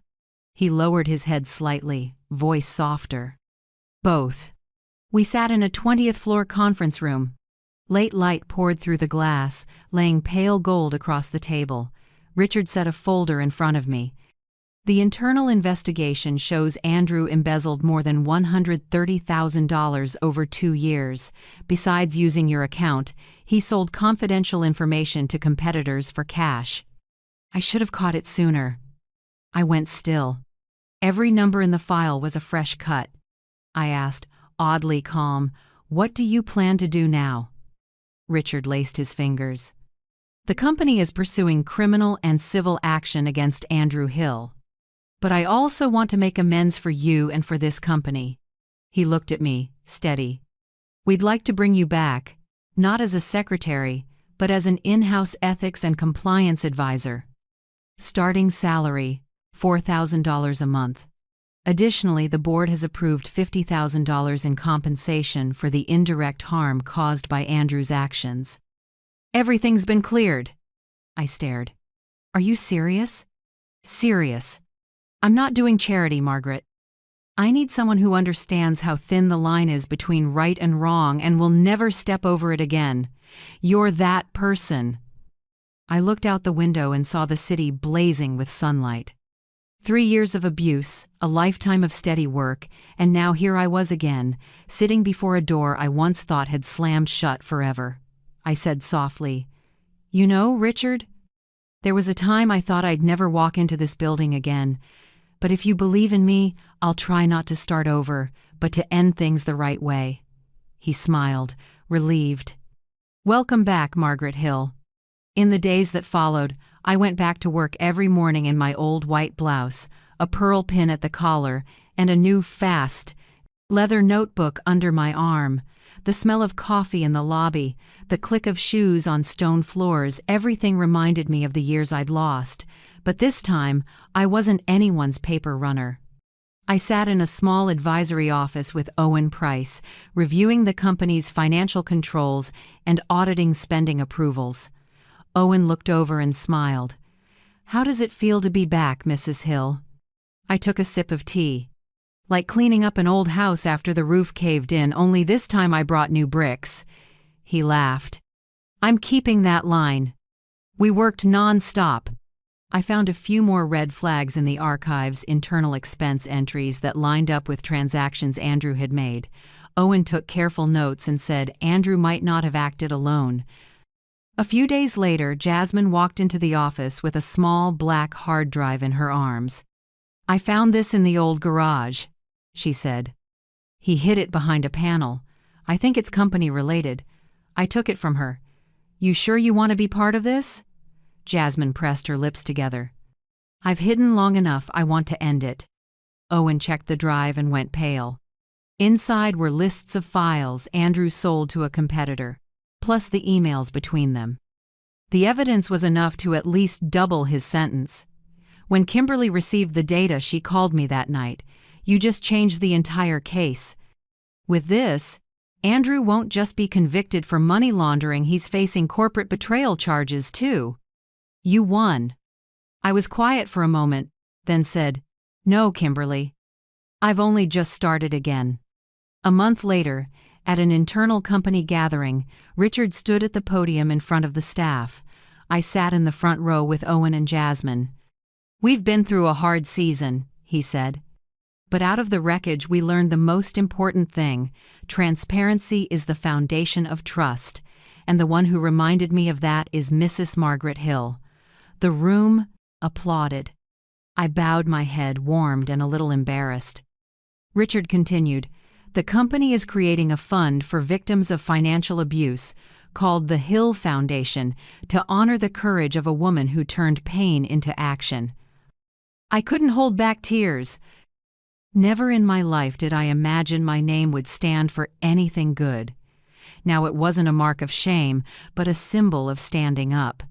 After the ceremony, Owen clapped my shoulder. "How do you feel?" I smiled. Strange. 3 months ago, I was afraid to open my front door. Now I've been handed the keys to a new beginning. Jasmine came over and gently took my hand. "I signed up to volunteer with the Hill Foundation. I want to help women who were like us." I squeezed her hand. "Thank you, Jasmine." Sometimes a new door opens only when we dare to step out of the old house, even if it once meant everything. That afternoon, when I left the Northern Apex building, the sky was honey gold. I paused on the steps and took a deep breath. People hurried past, car horns, clicking heels, all of it blended into a living song I thought I'd never hear again.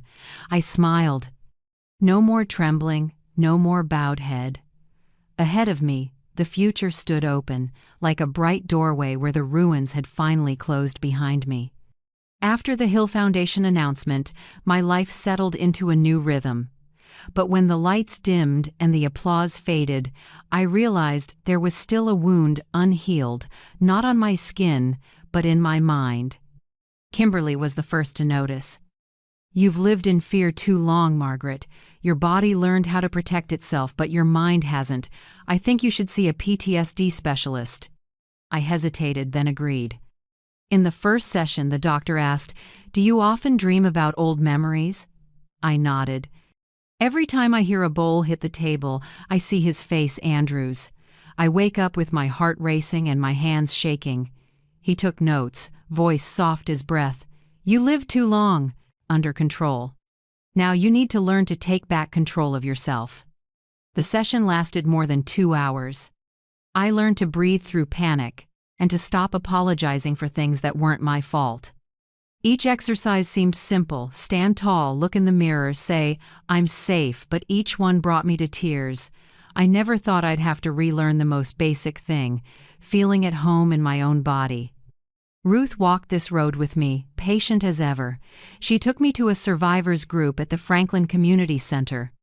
In a small room with warm yellow lights, a dozen women sat in a circle with teacups in their hands, each carrying a different wound and the same look of someone who'd been choked by fear. When it was my turn, I stumbled over my words. My voice trembled as I began. I'm Margaret Hill. I was abused by my son. I stayed silent for 3 years because I thought I deserved it. No one spoke, but a few nodded. A brown-skinned woman named Carla took my hand. We get it. I used to think I was the worst person for not leaving sooner, but surviving is the first victory.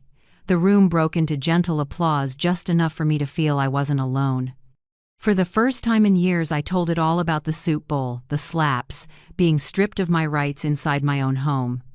When I finished, my shoulders felt lighter, like I'd dropped an old stone that had clung to me from the past. In the mornings after that, I started putting my house back together. The wreckage from the police raid still lingered: stained walls, a cabinet with a long crack. Neighbors offered to repaint, but I declined. I wanted to keep a few fissures as proof of survival. I changed the curtains and set a white orchid on the sill. Each morning when sunlight cut through the frame, my heart calmed. The house that once trapped me became the place I learned to live again. Kimberly still stopped by often. We spent many evenings practicing my testimony. You'll need to stay calm when they try to provoke you, she said. The defense will look for contradictions or question your memory. I gave a thin smile. I lived 3 years with a man who called me senile. No one's shaking me now. Kimberly laughed. That's exactly the energy I want. Each practice run, she played defense counsel and pressed hard. Do you have proof Andrew hit you? Yes. Video and photos my neighbor recorded. Do you admit you signed some papers that helped Andrew? I signed under duress. The proof is in messages and recordings in the black envelope. Kimberly nodded, satisfied. Good. Calm, clear, no defensiveness. Let the truth speak. I rehearsed dozens of times in front of the mirror, down to the smallest detail. Each time I spoke, my voice steadied. My eyes stopped looking away. I was learning to stand tall with words. Meanwhile, Owen sent me the final financial report, more than 200 pages, proving Andrew stole company funds through 17 transactions and laundered them under my name. He set the binder on the table. With these numbers, he has no way out. I nodded and thanked him. Mr. Owen, I said, thank you for believing me from the start. He smiled. I just did the right thing. You're the one who walked out of the dark. At the same time, Richard emailed to confirm he had reimbursed every dollar Andrew took from my accounts, including interest. He wrote, "You taught me a lesson about honesty that 4 decades in this industry couldn't. I hope this money is just the beginning of a new life."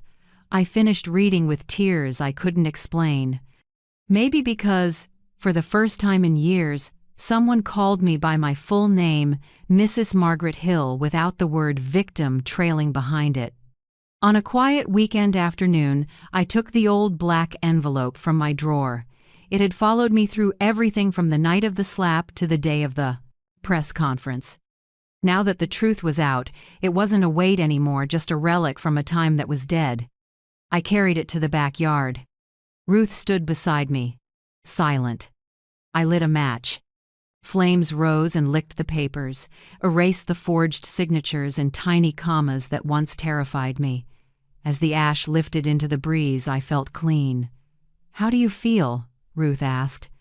I watched the thin smoke, like waking up from a nightmare and realizing I'm still alive. The night before the trial, my phone rang. The caller ID froze my breath. Franklin Correctional Facility. I hesitated a second, then answered. Andrew's voice came through, rough and tired. "Mom, it's me." I said nothing. "Mom, I know I was wrong. I don't want to go to prison. I just want you to forgive me, just once." I closed my eyes. For a moment I saw a 10-year-old boy, arms around my neck, begging forgiveness for breaking a vase, but the man's voice on the line pulled me back. "You made me afraid in my own home, Andrew. Now you're the one who's scared?" "I lost everything, Mom. You're all I have." I gripped the phone, strangely calm. "No, Andrew, you still have justice, and justice has to come before family." Silence. I heard his ragged breathing, then the click of the line. I set the phone down. In the mirror, the woman looking back wasn't trembling. I opened a drawer and took out the old lipstick coral red, the one Andrew mocked. "At your age, why bother?" I twisted it up and drew a thin line across my lips. Small, clean, a sign of strength, a reminder that I am still myself, no matter how often life tried to erase me.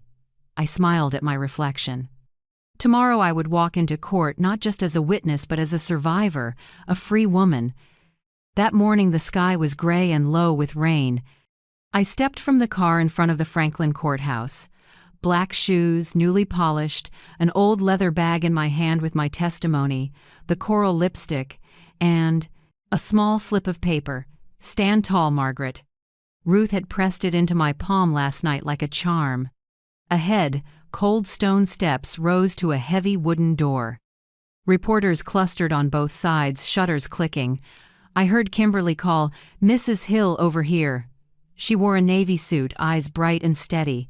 "You okay?" "I am," I smiled. "It's time to end this."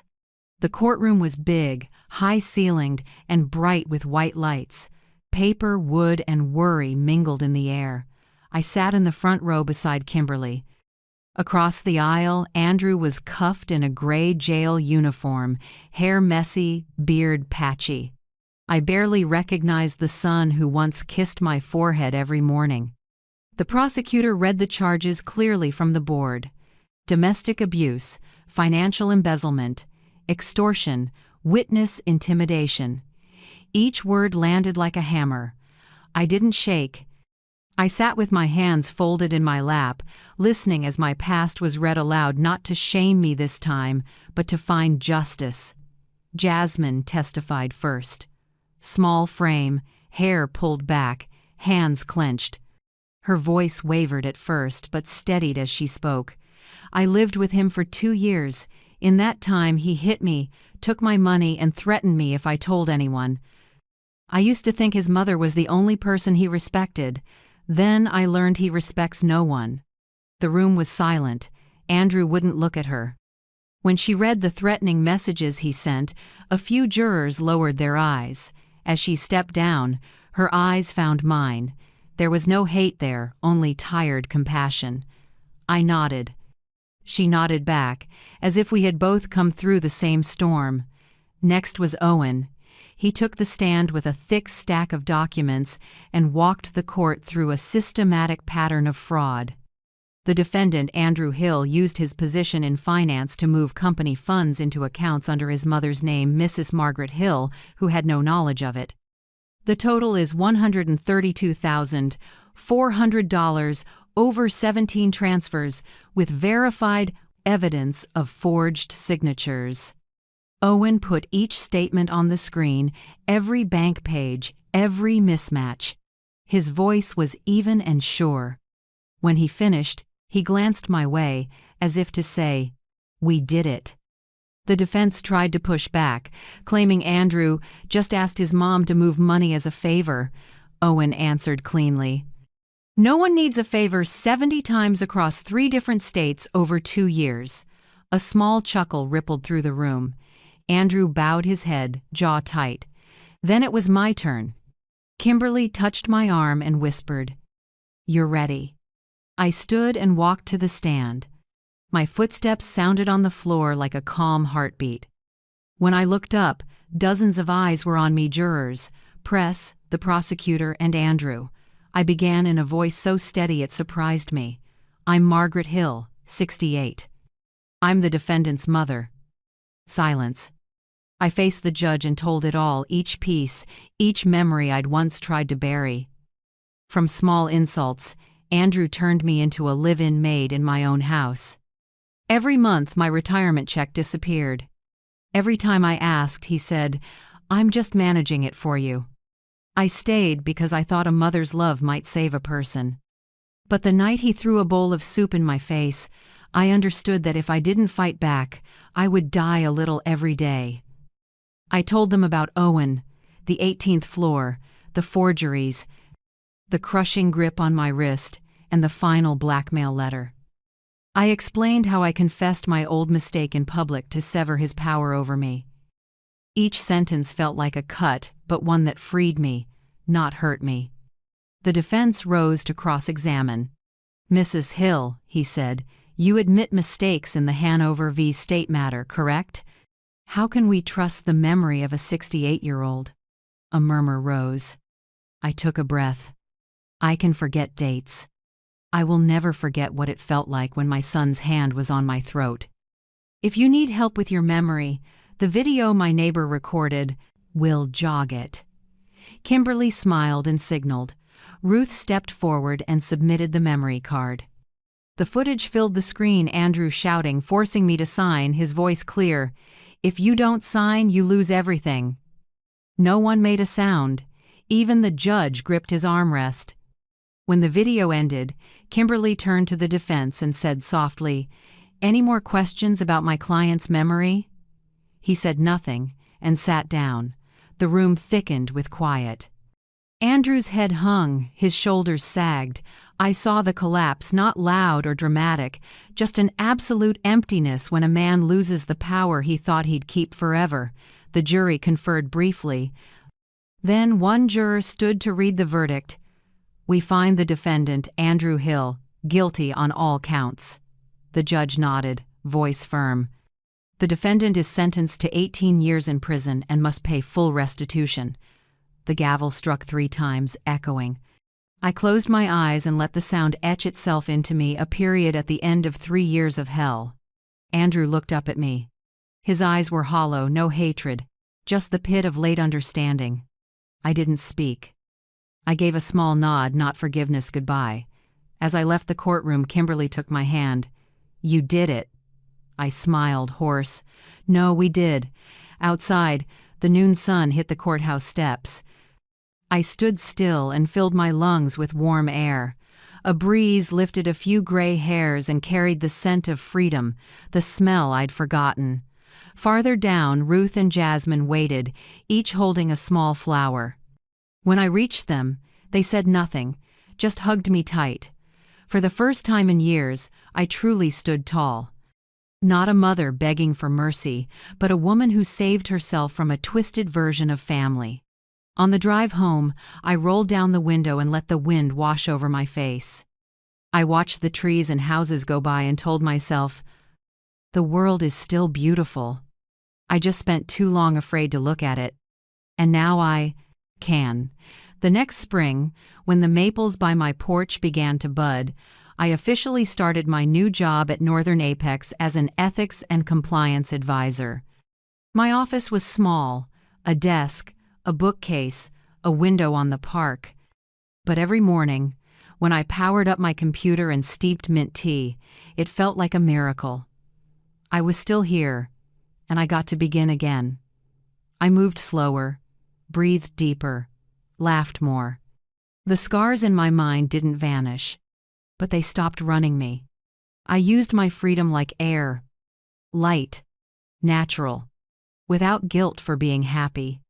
I remodeled the old house not to erase the past, but to let the light in. I opened the curtains each morning so sun poured through the living room and glinted off the photo of me and Ruth at the Hill Foundation launch. The walls were a warm cream now, but I left a few small cracks, like time scars, not pretty but honest. Ruth is almost the only family I have left. She shows up in the mornings with a basket of warm pastries and an easy laugh. We plant flowers on the porch and talk about ex-husbands, our kids, and the small things that make 2 68-year-old women feel at peace. One afternoon, Ruth asked, "Are you still angry at your son?" I smiled, looking out at the roses. I don't know if it's anger anymore. Maybe regret for the child I once believed would be good. But angry? No, I just won't let him hurt me ever again. I wrote a long letter to Benton and Avery, the firm where I worked for 40 years. I didn't accuse anyone.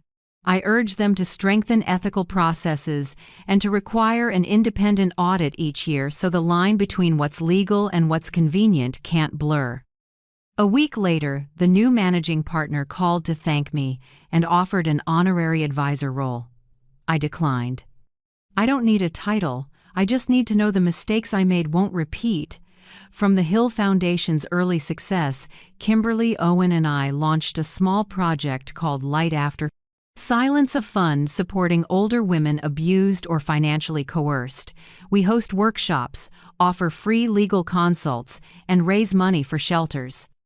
Every time a hesitant woman walks through our door, I see myself from 3 years ago, hair unkempt, dark circles, hands shaking around an envelope of papers. But when they leave with a faint smile, I know light is spreading slowly, but it holds. In July, Kimberly asked me to speak at the National Conference on Domestic Violence and Elder Financial Abuse. Standing before a big hall and hundreds of silent faces, I wasn't afraid. I began with a simple line: "Secrets only have power when we let them live in the dark." I told my story not for praise, but so someone trembling out there would know they aren't alone. When I finished, the room stood and applauded, and in the crowd I saw dozens of wet eyes. I bowed. Not a victim, not the wounded, a survivor. One late night while I was making tea, the phone rang. The screen read, "Franklin Correctional Facility." My heart pinched, but I picked up. Andrew's voice was low and rough. "Mom, I just want to ask, will you ever forgive me?" I said nothing. He breathed hard, then added, "I don't expect to get out early. I just want to know if you still see me as your son." I drew a long breath. "Andrew," I said slowly, "I don't know when you'll understand this, but forgiveness isn't erasing. When you learn to apologize to yourself, when you truly understand what you did, maybe then I can forgive." Silence. Then he whispered, "I understand." I answered gently, "I hope one day you really will." The call ended, and it felt like a chapter closed, not with hatred, but with the peace of someone who no longer needs to strike back. That night I sat at my desk and opened my old leather journal. Outside, the moon slid across the window frame and drew a pale line on the page. I wrote the final sentence. I won not against my son, but against fear. I shut the book, switched off the light, and sat quietly in the soft dark where a strand of brightness still slipped through the curtain and lay across my face. Not dazzling, not harsh, just enough for me to see that I was smiling. Thank you for staying with me to the very end of my story. If you're reading this, maybe you know what it is to be afraid, alone, or hurt by those you love. I hope my story can be a small lamp to remind you there's a way back, and you can live free, strong, and at peace. Where are you watching from in this big world? Leave a comment below and share your thoughts about the power of truth, about the times you stood up when everything seemed to collapse. If this story touched your heart, please like, subscribe, and turn on the bell so we can keep listening to more courageous journeys together. Because sometimes a single comment, a single share from you can be the small light that helps someone else find their way out of the dark.